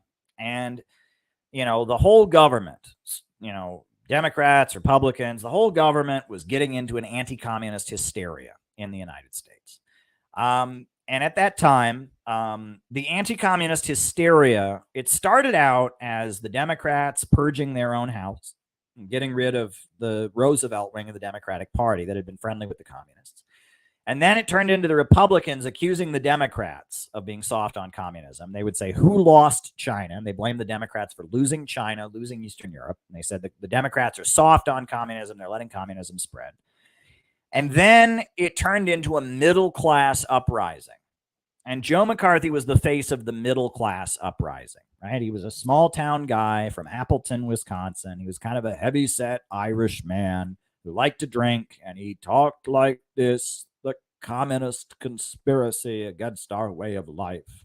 These communists that are bad for America. We've got to fight the communists. He called them communists. I don't know why he said that. That's just how he talked, right? The communists. And Joe McCarthy was, he was a heavy-set guy with a drinking problem, and he was gay. He was a homosexual. He was in the closet, and he was gay. And it started out he was just going after communists, but pretty soon he was going after everybody. He accused the U.S. Army of secretly being communist. He accused the U.S. propaganda, Radio Free Asia. He accused Radio Free Asia, Radio Free Europe of being communist. And he was, leading kind of a middle-class uprising. A lot of doctors and lawyers hated the big capitalists. They hated the Rockefellers. They hated the big banks. And they started accusing all the big banks of being communist. Evangelical fundamentalist Protestants accused mainline Protestant churches of being Methodist. I remember this. When I was a kid, I remember my dad would talk about the John Birch Society. The John Birch Society were like people that followed Joe McCarthy after he died. And how, in Ohio, the Methodist Church, which is just a mainstream Protestant church, like the John Birch Society, would mobilize people to protest against the Methodist Church because apparently some Methodist clergymen had supported the fight of Spain against fascism or had signed a petition for free speech for communists or something. And that it became this mobilization by middle-class people, doctors, lawyers, small business owners, against the middle class. And Joe McCarthy was the face of that. Joe McCarthy was gay. Hank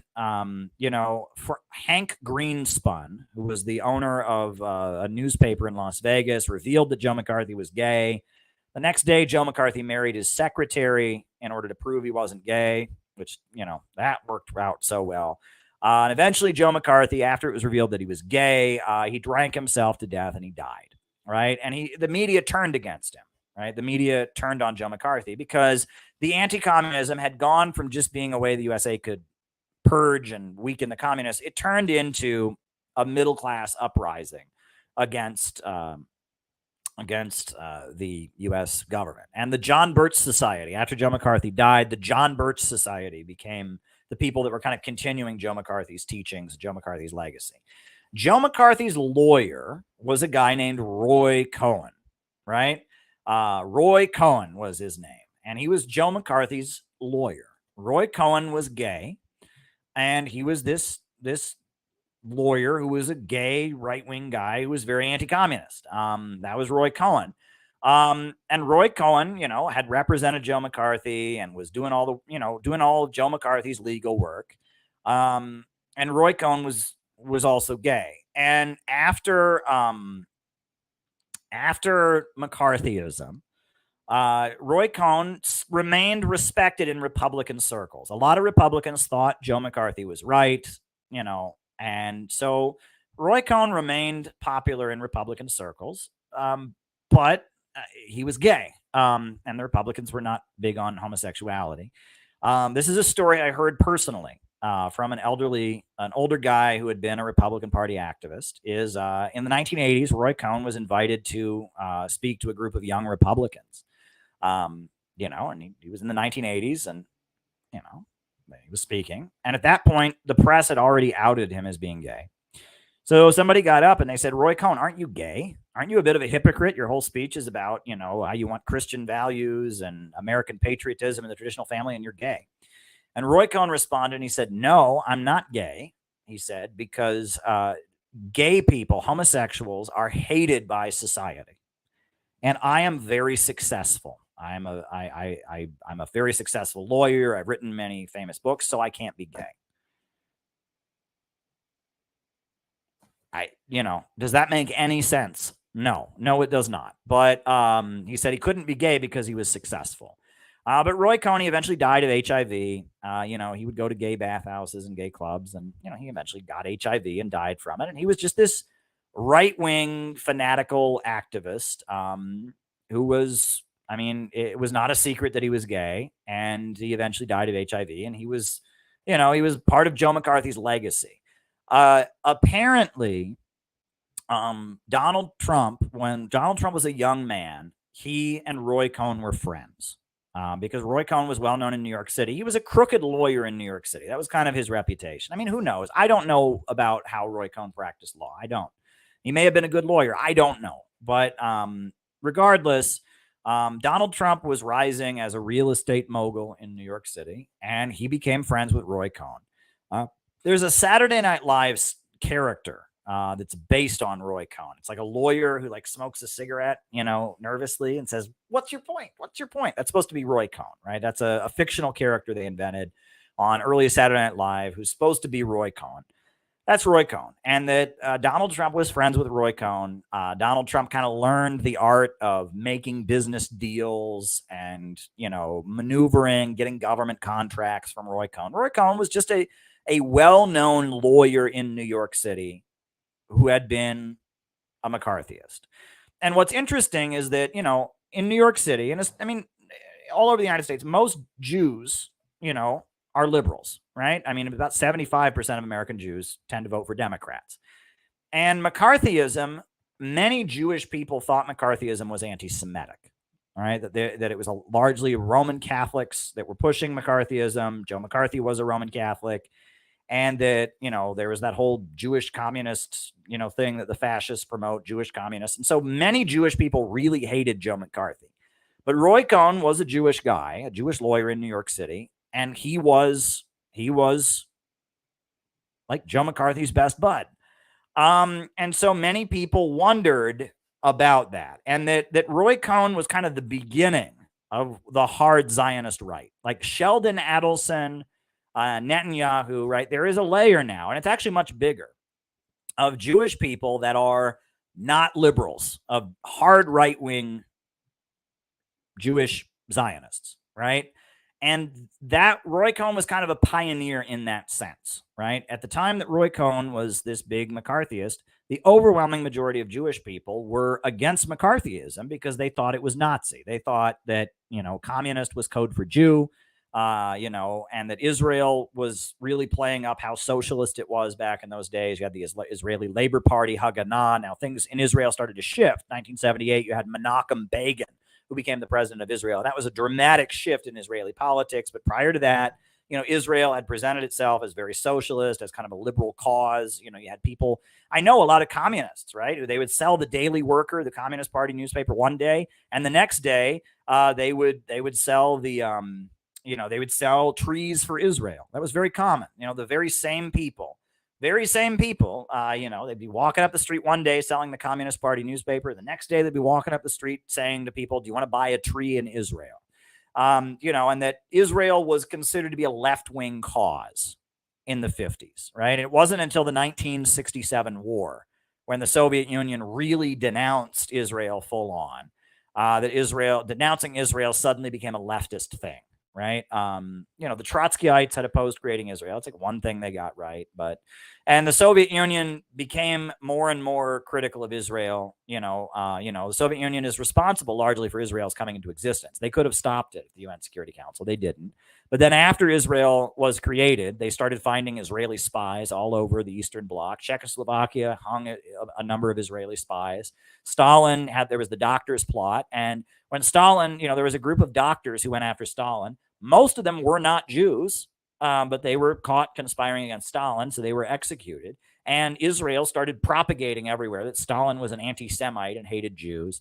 And Israel was whipping up, claiming that the Soviet Union was anti-Jewish. And the Soviet Union was like, no, we're not. We don't hate Jews. We saved the world from Hitler. What are you talking about? The world's biggest menorah is in the former Soviet Union. They had the Jewish autonomous region. And so like the Soviet Union was on the defensive, but Israel was against the Soviet Union. The Soviet Union was trying to get Israel back on their side.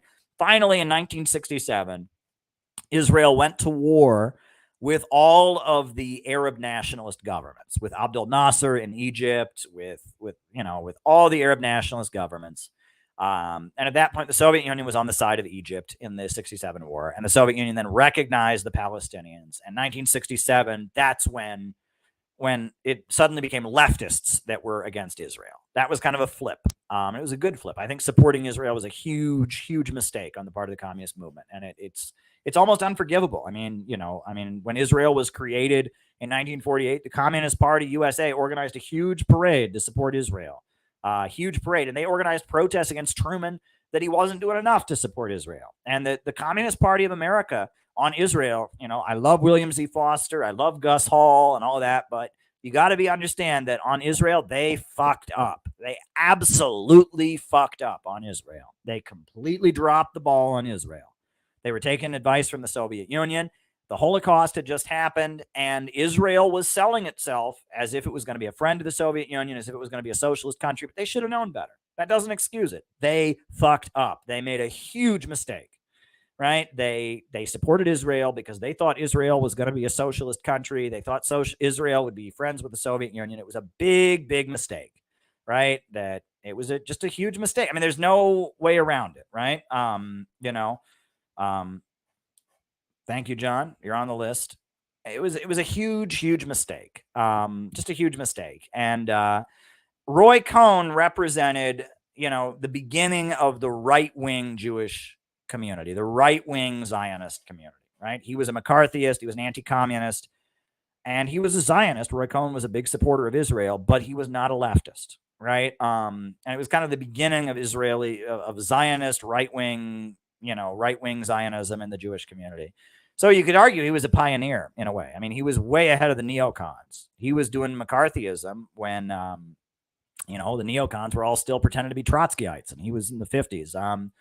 That's Roy Cohn, and he was his reputation, I should say. I don't know, right? And again, this kind of thing you never know about, right? But his reputation in New York City where the press is very liberal and all that, was he was a crooked lawyer. He was a lawyer who was in bed with the mafia. He was a crooked. I don't know of any of that. I can't verify any of that. But that, my understanding is that was Roy Cohn's reputation. Trump was friends with him. I mean, you know, and he mentored Donald Trump. He showed Donald Trump the ropes. They were buddies with each other, and he was well known in Republican and conservative circles. And during the Reagan years, he started to gain popularity again, even though he was like gay and denying it. And that's Roy Cohn. I mean, there's not much more to say about Roy Cohn. The other thing is Epstein. Well, we all know who Epstein was. I mean, Epstein with his notorious pedophile island and all that. And yeah, I mean, there's clip. I mean, isn't there a clip of Donald Trump? Didn't he say on the clip, like, oh, you know, the girls on his island are too young or something? I don't know the details. You know, but I mean, Epstein had his finger in all sides of American politics. I mean, you know, Epstein was buddy with Noam Chomsky, with everybody in American politics. You know, Epstein was sucking up, and so that Epstein thing is pretty awful. But there you go. All righty. Is it wrong for socialists to see China as the Soviet Union 2.0? Yes, it is, because they're not the same country. How would you like it, right? If we had a socialist revolution in America and people are like, oh, America's China 3.0, they wouldn't like that, right? Every country needs to be respected for its unique traditions, its unique history, right? And also, and I will say this, one of the biggest mistakes made during the Cold War, the Communist International, the global communist movement, was taking directions from Moscow. And then when Maoism started, the Maoist movement started in the 60s into the 70s, communists were taking directions from Beijing. And that was stupid. It was stupid because the needs of the socialist revolution in your country and the needs of some other country, you know, in the world are different. And that communists, we shouldn't be taking orders from the Soviet Union. We shouldn't be taking orders from China. We should be doing what is in the best interest of building a working class movement and overthrowing imperialism in our own country. We should support all socialist countries, all of them, and all anti-imperialist countries, even if they're not socialist. But we shouldn't be beholden to any of them. We shouldn't be getting orders from Moscow. We shouldn't be getting orders from Beijing. We shouldn't be getting orders from Cuba or from Havana or from Pyongyang or anybody. We should be doing what is in the interest of the working class of our country. And that, you know, the way the Communist International functioned, unfortunately, there were times where it kind of looked like they were on orders from Moscow. Part of that was just they wanted to support the Soviet Union and be in solidarity with it. And that I can respect.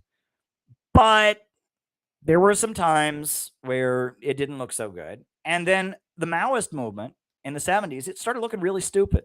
I mean, the story that I always hear that I think is hilarious, you know, in the 1970s, you know, one of Mao's close associates was a guy named Lin Biao. And Lin Biao betrayed Mao. And so after Lin Biao betrayed Mao, in China, they launched a campaign against Lin Biao called Criticize Lin Biao, Criticize Confucius. And so they started going after Confucius, who's considered the founder of Chinese civilization. They started going after Confucius in China. They had a campaign against Confucius, arguing Confucius and his teachings were against communism. So in America, in Seattle, a group of communists from the October League, which was a communist group, started protesting against Confucius in America.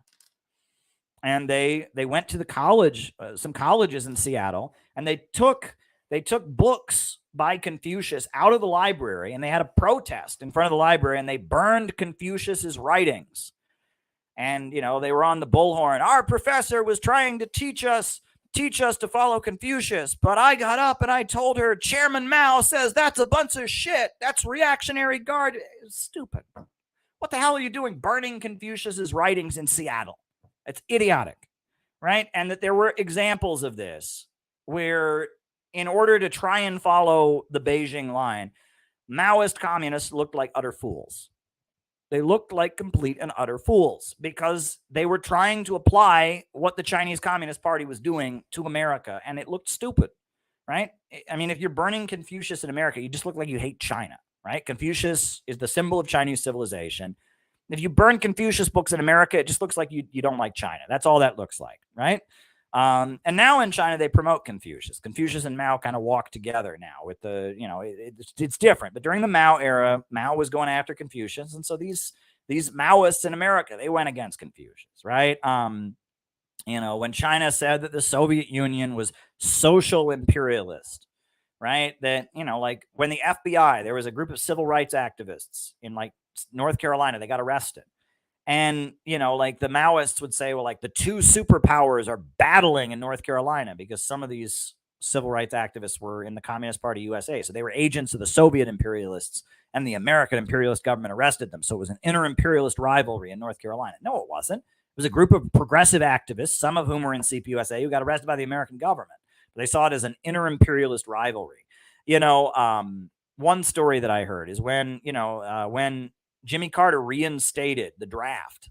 He reinstated the draft. Not draft, wasn't drafting people in the military, but draft registration. Now in the United States, you have to register for the draft when you turn 18. I did. Every male in the United States, when you turn 18, you have to register for the draft. Well, when they did that, there were protests all over America against draft registration. Right? People protesting against it, against draft registration. And these Maoists, they would get up and they would say, well, we are opposed to a draft unless China is attacked by the Soviet Union. What?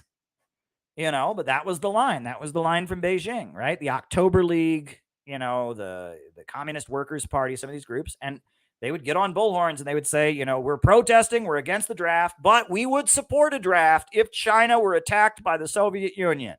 Why would you say that? That's stupid. That's just idiotic. Right?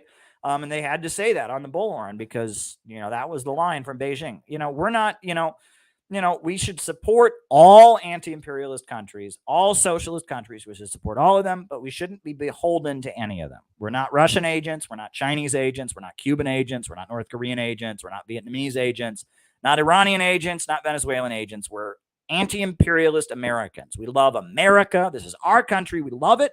And the way that America will get better is by standing arm in arm with the people of the world. We are loyal to destroying imperialism. We are loyal to America.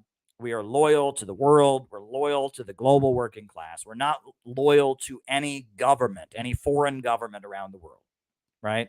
And that needs to be important. And that's a hard thing for communists to get their minds around, right? People have it in their head, well, yeah, and this is where I disagree. I'm sure Jyoti Brar probably really disagrees with me. There's people in the Party of Communists, PCUSA, that want to bring back the Comintern. I don't, my friends. I don't. I got to tell you, we should understand that every country has its unique path to socialism. When the Communist International dissolved, during World War II, Stalin dissolved the Communist International. And Mao said that's a great thing. It was a good thing that the Communist International dissolved because they hadn't been listening to them for years anyway. And that the communist parties of the world are mature enough at this point. They don't have to take direction from Moscow. And that was the correct line. And if the Chinese Communist Party had just followed Moscow's orders, there never would have been a Chinese revolution. The reason the Chinese Revolution happened is because Mao was a uniquely Chinese leader with a uniquely Chinese approach that understood the conditions of China and was able to make a revolution in China, right? So, that's the understanding we have to have. We support all anti-imperialist states, but we're not beholden to any of them. We're not agents of any of them. We're not loyal. We don't take direction from any of them. And that's why people need to understand these countries sometimes do bad things, right? There are things that these countries do sometimes that are not good. And, we tend to sympathize with anti-imperialist countries because they're lied about so viciously in American media, because they're under such threat and attack by the imperialists. But at the same time, sometimes we can just be honest that they do bad things, and there's nothing wrong with that. So, that is my response to your question there. Should we see China as the Soviet Union 2.0? No, and we shouldn't look at any country the way the early communist movement in America looked to the Soviet Union. That was a mistake. All righty. Nicaragua has banned the Jesuits. Your thoughts? Well, I got to tell you, the reason for that, unfortunately, the Vatican has teamed up with the CIA and is trying to overthrow the Nicaraguan government. And I talked to the Nicaraguans about it, and it's a weird flip, very weird flip. During the 1980s, the Catholic Church was more friendly to the Sandinistas. They were Catholic priests that had government positions. And it was the evangelicals, the Pentecostals, the fundamental Baptists, Jerry Falwell, people like that, who were on the other side. Right? They had the School of the Americas, which was this, this military training academy in Georgia, and they were training all these fanatical fundamentalist, Protestant fundamentalist people to go down there and wage, violent civil war against the Nicaraguan government, against the Sandinistas.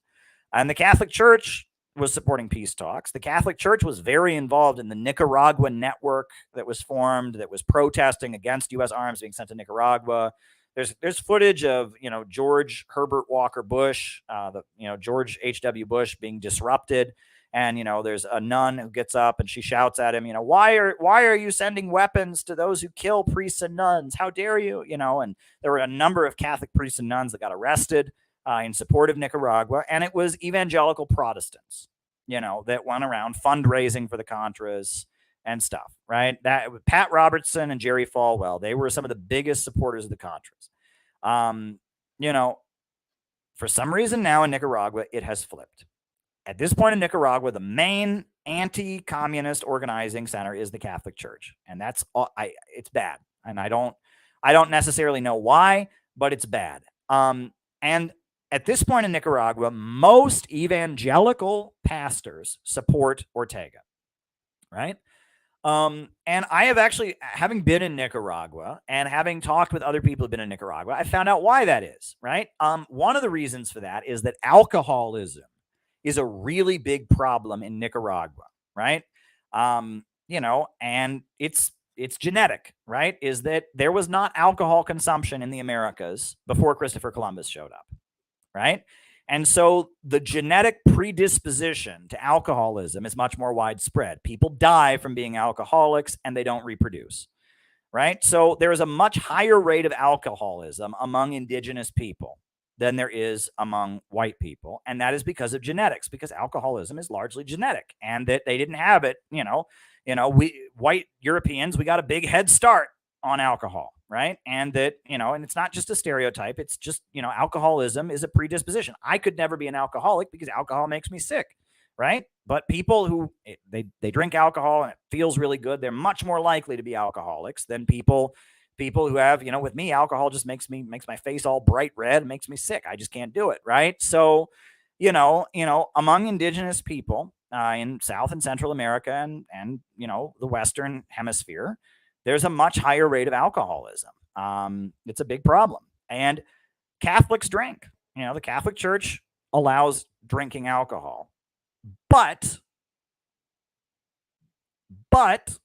evangelical Pentecostals, they don't. And they're very strict about it, right? And so a lot of indigenous people, rally around Pentecostalism because of the fact that it is a temperance religion. They forbid the drinking of alcohol, right? They consider it to be a sin to drink. And so a lot of dark-skinned Nicaraguans are very into temperance and to not drinking. That's part of it. Now, another aspect of it is that, Pentecostalism, right, as a religion, it comes out of African slaves, right? The enslaved people, the black people, they were forced to convert to Christianity in the United States, but they had their own churches. They weren't allowed to pray in white churches.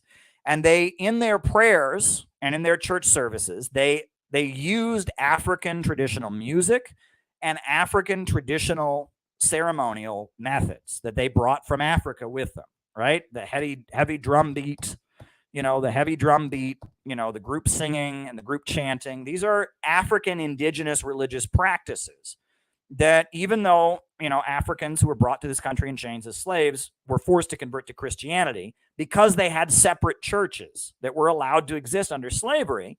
And we saw, there were examples like Nat Turner, for example. Nat Turner, he was a minister and he ended up leading a slave revolt, but the church, was somewhat autonomous. There was a level of autonomy in the black church, even under slavery. And so the black church adopted rituals and traditions from Africa like the steady drum beat, like group singing and group chanting, like call response. The black church, a lot of the traditions of the black church come from Africa. And many black nationalists will tell you that. And Pentecostalism as a movement started, it was a belief that those practices and those traditions are more than just, what's the term? They're more than just a way to have a lively ceremony. That by engaging in those practices, by singing for hours and praying for hours, that you achieve a connection with God, right? It's mysticism, right? They talk about charismatic Christianity, etc. And Pentecostalism really exploded in the United States in like the early 1900s, and it was white Southerners adopting the practices of the black church. Right? And they had different kinds of music that was much more lively and music that had much more of a steady beat. They had really long church services where they prayed and screamed and yelled and much more care. And it was the traditions of the black church being practiced by white working class poor people, basically. And they didn't just see these traditions as a way to have a great event. They saw them as a way to actually connect to God, right? And that, there's various traditions that come out of that. Faith healing, where they believe that, you could put your hand, the God would empower the pastor to put his hands on somebody and heal them. Snake handling, where they would hold poisonous snakes, and they believed the power of God would prevent them from being bitten. Burning, they would light themselves on fire and think they were feeling no pain because the Spirit of God was with them. And it is a brand of Christianity that has adopted the mystical African traditions and mixed them in there. Well, the indigenous folks and a lot of the people in Nicaragua that are descendants of African slaves, there's a lot of those folks, especially in the coastal areas of Nicaragua. Those are people that were, there were slave ships that went to South America, et cetera. There's a lot of Africans in Nicaragua. Also, you have indigenous folks, and they had similar rituals, drum beats, et cetera. And that the Pentecostal prayer methods are much more familiar than the methods of the Catholic Church, right? The ceremony of the Catholic Church is very European. They used to do the Mass in Latin and things like that. But the methods of the Pentecostal prayer methods and all of that are they seem much more familiar. Yes, speaking in tongues. They seem much more familiar to dark-skinned Nicaraguans, whether of African descent or indigenous descent, than the Catholic Mass is. So there's that. And then the other thing is that these Pentecostal churches are largely decentralized, right? The Catholic Church, it all gets back to Rome, right? And Rome is a lot of things, but they ain't communists in Rome. I'll tell you that much. They don't like communism, right? They may be willing to negotiate with China. They may be critical of capitalism and much more liberal than they used to be. The Catholic Church is anti-communist, and they always will be. Their theology is against communism. There's a hard right in the Catholic Church that is more anti-Semitic and fascist, but there's also a very liberal wing of the Catholic Church. And that's, Pope Francis has very much aligned himself with the more liberal wing of the Catholic Church, but they're still anti-communist. However, a Pentecostal church, a lot of them are only one building. Right now, there are denominations of Pentecostals, obviously, but a lot of the Pentecostal churches in Nicaragua, it's one building. And if the local pastor can like the Sandinistas and like communism, they're fine with it. All it takes, you only have to convert that one guy. If you're going to get the Catholic Church on your side, he's going to have to make a phone call to the archdiocese, who's going to have to make a phone call to somebody, and it won't happen. But these Pentecostal preachers, they want the people in their church to have good wages. They want the kids in their church to get a good education. They want the kids in their church to go to good schools. They want, the families who go to their church to have good houses to live in. And so they're fine with it. And the Nicaraguan government has made itself very religious. The slogan that's painted everywhere is Christianity, socialism, and solidarity. They're very pro-Christian. And the overwhelming majority of evangelical Pentecostal Christians in Nicaragua support Ortega. That's just a fact. The Catholic Church, on the other hand, Does not, right? The Catholic Church is taking instructions from Rome. And there's a class dynamic to this also, right? The lighter-skinned people in Nicaragua, the wealthier, lighter-skinned people, are Catholic. And it is among the darker-skinned, poorer people that they're Pentecostal. And the darker-skinned, poorer people are who the Sandinistas support. And the opposition, the right-wing, pro-American, free market, capitalist opposition, tends to be the wealthier people. So the wealthier people are more Catholic. And this isn't universal. There's many poor Roman Catholics in Nicaragua. There's plenty of wealthy Pentecostals. But if you look at the demographic, right, it tends to be poorer, darker-skinned people that become Pentecostals and evangelicals in Nicaragua. And it tends to become lighter-skinned, wealthier people who remain Roman Catholic in Nicaragua. So because of that, right, that's how things have lined up. And it is a flip. It is completely a flip. It's a flip from the 1980s. It is the complete opposite. But at this point, the Catholic Church is playing a very, very negative role in Nicaragua. The Jesuits, according to the Nicaraguan government, have functioned as a secret society that is engaged in intelligence intrigue and is trying to overthrow the Nicaraguan government. And so, based on that, they have outlawed them. That is my understanding. I believe in religious freedom. I don't believe any religious organization should be outlawed for any reason. But I'm just telling you that is how they perceive the Jesuits. They perceive the Jesuits as a monastic order that is seeking to overthrow the Nicaraguan government, that is involved with foreign intelligence agencies. And that is my understanding of what's going on there. So there you go. And any more questions people have, keep them rolling in. I hope that helped you, Kiwi Dave. Was that a satisfactory answer? All right. And thank you, Alex, for the super chat. Much appreciated. All right. All righty. Okay. What's next here? We must become the sun like Kim So-jung, Kim Il-sung. I mean, I've always thought it was amusing. So Kim Il-sung he was not born with that name, right? The founder of the Korean government, right? The founder of North Korea, the founder of the Korean Liberation Movement, the Ho Chi Minh or the George Washington of North Korea, Kim Il-sung. That was not actually his name. That was the name of a popular bandit, a popular outlaw it was like a legend in Korea, Kim Il-sung. Kim becomes the sun. And so he took that on as a nickname in honor of this social bandit. You know what a social bandit is? Robin Hood, right? Robin Hood is the classic example, right? Of a criminal who robs people, that is loved by the people. He robs from the rich to give to the poor. There's many examples of that, right? All throughout the world, this is a phenomenon that happens they call them social bandits, of criminals who become heroes. And actually what's ironic is during the Great Depression, there were a lot of criminals who were not social bandits. They were just criminals, but people like made up stories about them, like Machine Gun Kelly, people like that. They were just criminals, but like legends would develop about them, like giving money to hungry children, and they weren't doing it. It was just a thing people did. People hated the government, and they were very poor, and they hated the government, and they hated the rich people. So there's a guy who goes around killing police and robbing rich people. We like him. And then they make him a legend in their own mind. They make him Robin Hood, and he's actually just a criminal. But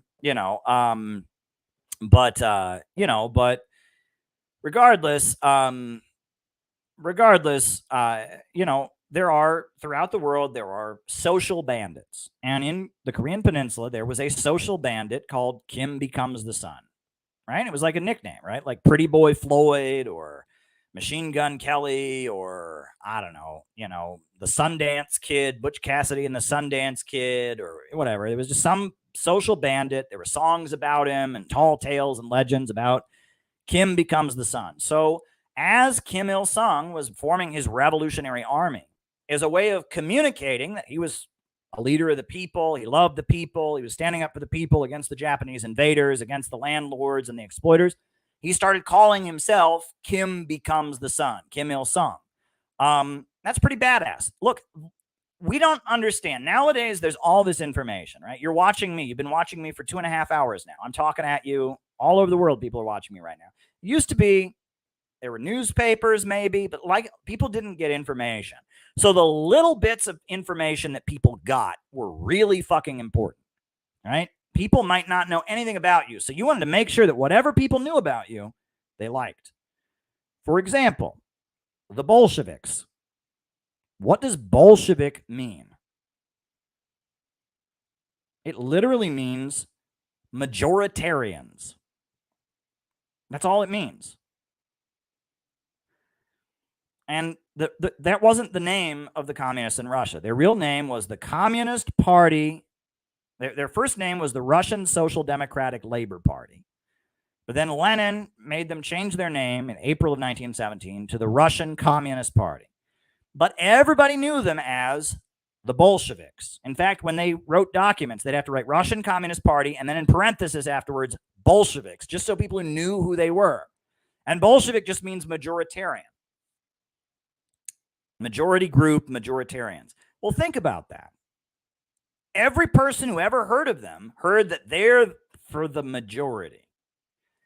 They were basically saying they were the populists. We're for the people. We're for the majority. Right? And so no matter what, even if people couldn't read or write, people would be like, hey, there's this group that's trying to take over the government. They're called the majority. That's perfect advertising. If they'd called themselves the communists, people wouldn't have understood that. They called themselves the majority. There's this group called the majority that wants to take over. Well, shouldn't the majority be in charge? Yeah, I'm for the people. There's a rich minority of people that has all the money. Let's have the majority, right? And the majority fought for a revolutionary government of workers and peasants, a revolutionary dictatorship of the workers and the peasants. And the workers and the peasants were the majority. Well, that was great advertising. Just like Kim Il-sung changes his name to the same name as this famous outlaw. And someone's like, oh, there's this revolutionary movement happening. Who's the leader of it? Kim Il-sung. Oh, you mean the great bandit, the guy that I'm always hearing songs about, this great outlaw? Well, it's not him, but he has the same name. And so immediately he's putting into people's minds, I'm like Robin Hood. That's what it's brilliant advertising. It's brilliant marketing. He's saying to everyone who ever hears about him is saying, he's telling them, you know that Robin Hood character you really like? I'm like that guy. It's brilliant, right? That kind of mass marketing is really important. It's really, really important, right? And especially in a time where there wasn't radio and newspapers, where people are just depending on word of mouth, what you call yourself is really important. Even if somebody doesn't like you, they still have to call you the majority group. You know, if somebody hates the Bolsheviks, they're like, oh God, there's this awful group of people. There's this horrible group of people. What are they called? The majority. And even somebody who's hearing that, they're hearing, they're called the majority. It's like a brainworm. The name plants a brain. It's brilliant. It's brilliant. I get passionate about all this stuff, but it's brilliant. Think about it. If you call your group the majority, it's brilliant marketing. It's brilliant advertising, right? If there's a Robin Hood figure who's famous in your country and you change your name to that, right? Even if somebody hates you, right? Even they're like, oh, there's this criminal going around robbing people and he's taking orders from Moscow and China. He's an awful person. What's his name? Robin Hood. Immediately, the person who hears that, it's going to plant in their head, Robin Hood? Well, I like Robin Hood. Well, I guess he doesn't live up to his name. And already you've planted the seeds for the person to like you. It's brilliant. It's brilliant, right? And I don't know how they thought of it, but it's brilliant, brilliant mass marketing, right? So there you go. That's my reaction to that. All right. Kiwi Dave says, fascinating stuff. Enjoy my historical perspective. Well, I enjoy you too, Dave. Good luck. Good luck to you. And you're out there in New Zealand. NZ. Very good.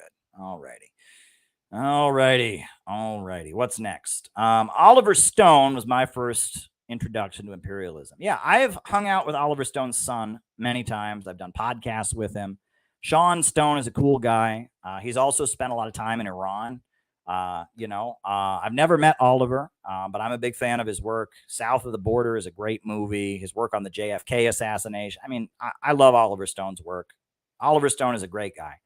And I look up to him greatly, and it's been an honor to hang out with his son here and there. I mean, I worked with him at RT. I went on his show Watching the Hawks a number of times. That was a lot of fun. And I've been on podcasts with Sean Stone. I like Sean Stone a lot. He's a good guy.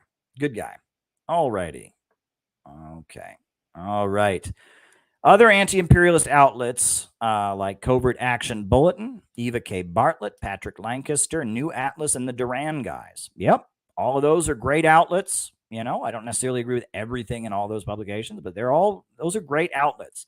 And, you know, I mean, if you only consume pro-imperialist media, that's how you're going to get things wrong. And that's why when Jason, that just blew my mind. He thinks TikTok is controlled by the Chinese government. Of course you would think that if you only consume Western media. Wow. There you go. There you go. Caleb's opinion on Macron wanting to attend the BRICS summit. Look, that's the future, right? The rising anti-imperialist bloc centered around Russia and China, the new economy that's emerging, that's the future, right? And that a theme in my upcoming book that's about to come out, Letter to Bob Avakian, I point out that the French imperialists have long been in a rivalry with the American imperialists, right? And that even though they're part of the imperialist bloc, the French imperialists have different aims and different agendas than the American imperialists. The French imperialists were very friendly to Iraq and Saddam Hussein, right? So much so that Israel murdered a French citizen. And there's some information in this book, I'm not going to give it away, about French intelligence and what they've been doing and their ties to certain activist groups in America. And I'm not going to tell you much more than that, but this book is going to blow your mind. This book is going to blow your mind. In this book, I kind of reveal that, I'm not going to say too much more about it, but there you go. There you go. Right. The French have always been out of step with the mainstream of imperialism. And they love nuclear power in France, for example, right? And the British and the Americans are all about oil and they hate nuclear power. There's an inter-imperialist rivalry. The French and the Germans have been kicked around by the British and the Americans for a long time. So that's all I'll say about that. All right. What is your opinion of China's tofu drag construction? I have no idea about any of that. I have not heard of this. I'm going to have to look into it, Ryler. I just don't know about this thing. This thing that you're mentioning, I know not of this, right? I don't know enough about it. I don't know what tofu drag construction is. I know what tofu is. I don't like it. It's that bean curd thing. It's like that bean, I don't know. I just don't like tofu, but whatever. I don't know anything about this, Ryler. I'm going to have to look into it. I apologize. I wish I knew more about it. I just don't know enough about it. All right. John McCarthy, Russia's UN rep made a statement reasserting Russia's Chinese proposal for ending the Korean War. Great. And we will probably play that on an upcoming stream because Korean Peninsula is something we follow very closely. So we will probably show that on an upcoming stream. It's extremely important. And thank you for highlighting that, John. Look, there's suddenly a bit of hope for the Korean Peninsula, right? That North Korea, Biden suddenly wants to meet with the North Koreans, even though he just had this big meeting demonizing them and attacking them. It's weird.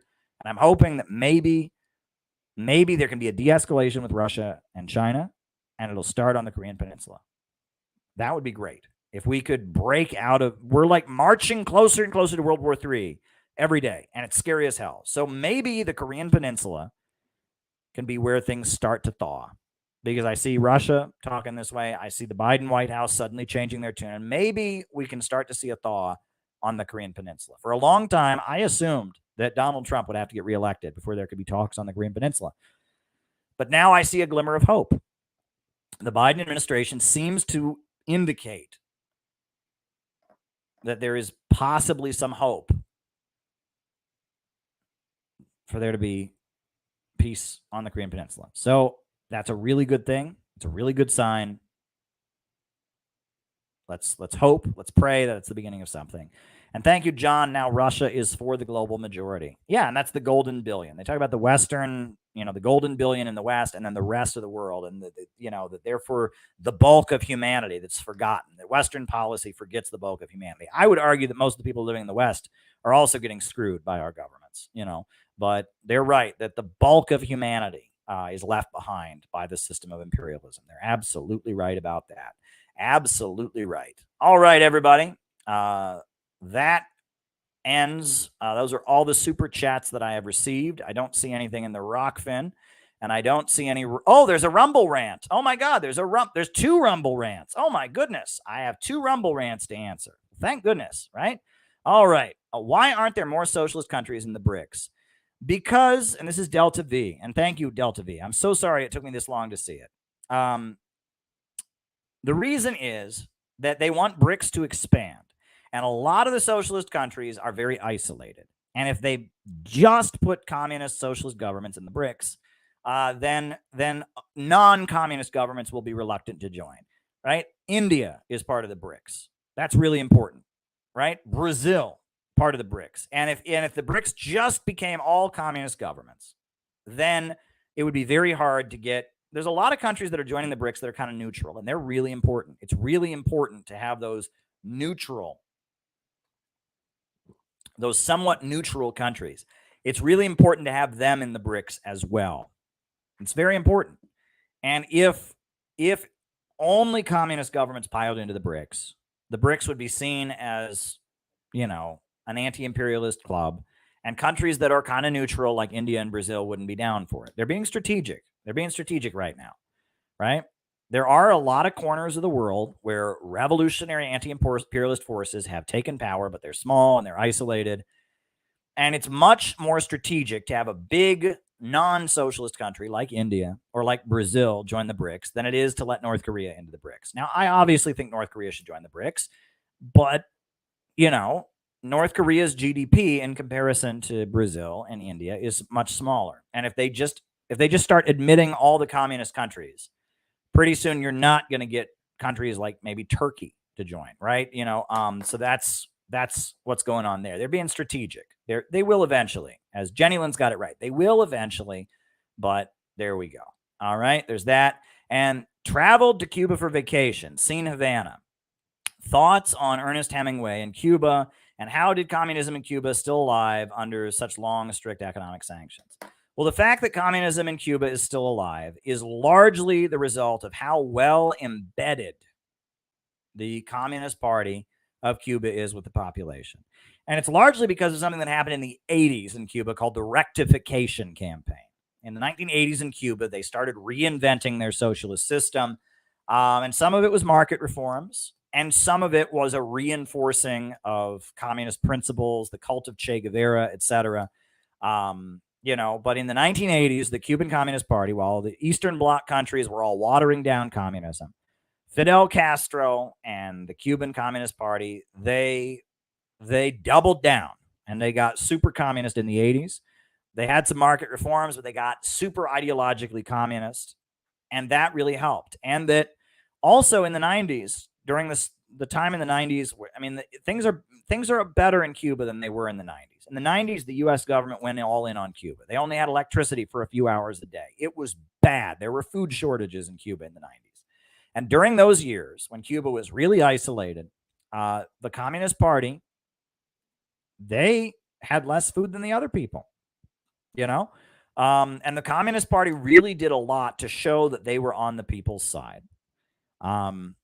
And that's why they're still in power. And that, if you look at, Cuba and North Korea, two countries where the communist parties have stayed in power, right? And they withstood the storm of the 90s. And both of those countries in the 80s, they had very dramatic, very, very dramatic revivals of communism in the 80s. And it was interesting because in Cuba, it had two sides to it, right? At the same time, they were really reinvigorating their pro-communist sentiment. They also, they admitted they were wrong on some things, right? There's this movie Strawberry and Chocolate about this gay intellectual, and how Cuban society wasn't friendly to him, and he defected. And it's basically the government released this movie saying we got to be nicer to intellectuals and stuff. So on the one hand, they were reinvigorating their communism and denouncing Soviet revisionism and all of that. But on the other hand, they were loosening up. It was, and North Korea was the same way. At the same time they were reinvigorating their communism, they were saying, we are doing our own thing. Juche is not just Marxism, Leninism. It is a unique world perspective. And both Cuba and North Korea, they could see something bad on the horizon. I don't think they predicted the fall of the Soviet Union, but they saw something bad on the horizon, right? China was not aligned with the Soviet Union, but these were two Soviet-aligned countries. They saw something bad on the horizon in the Eastern Bloc, and so they dug in and they reinvigorated their communist principles, and that had a lot to do with them surviving. Now, China and Vietnam kind of did the opposite, right? And they were able to stay in power too, and they did it a different way. But if you look at it, North Korea and Cuba, they were solidly in the Soviet camp, and they had mini cultural revolutions, if you want to call it that. They dug in, and they managed to withstand the 1990s. And now the U.S. government can't do the kind of things. During the 1990s, the American government was able to just destroy countries. Iraq, Cuba, and North Korea, what they went through in the 1990s was a nightmare. And North Korea was the hardest hit. I mean, there was mass starvation in the country. But it was very bad in Iraq. There was mass starvation, malnutrition in Iraq. There was also, Cuba didn't have mass starvation, but they had problems. They had food shortages. They had electricity shortages and fuel shortages. It was bad. But North Korea and Cuba managed to get through all of that because the communist parties were well embedded among the population, and they had reinvigorated that embedding.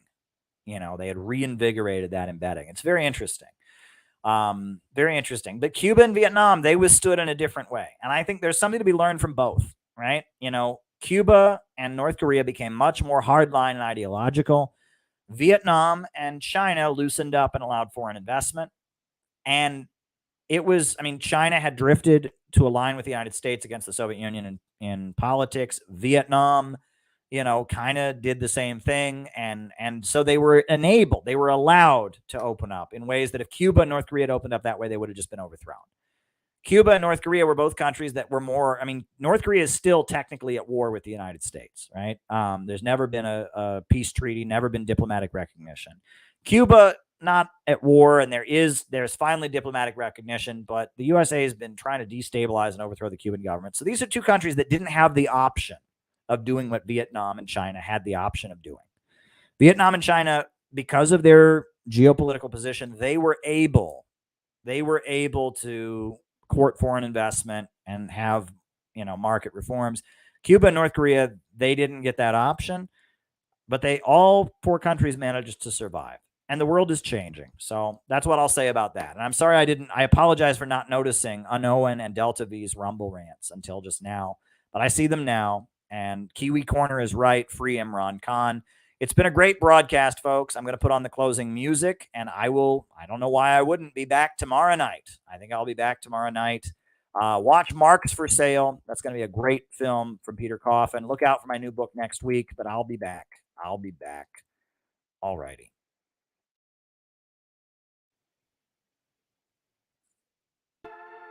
In the struggle against U.S. imperialism is now emerging throughout the world.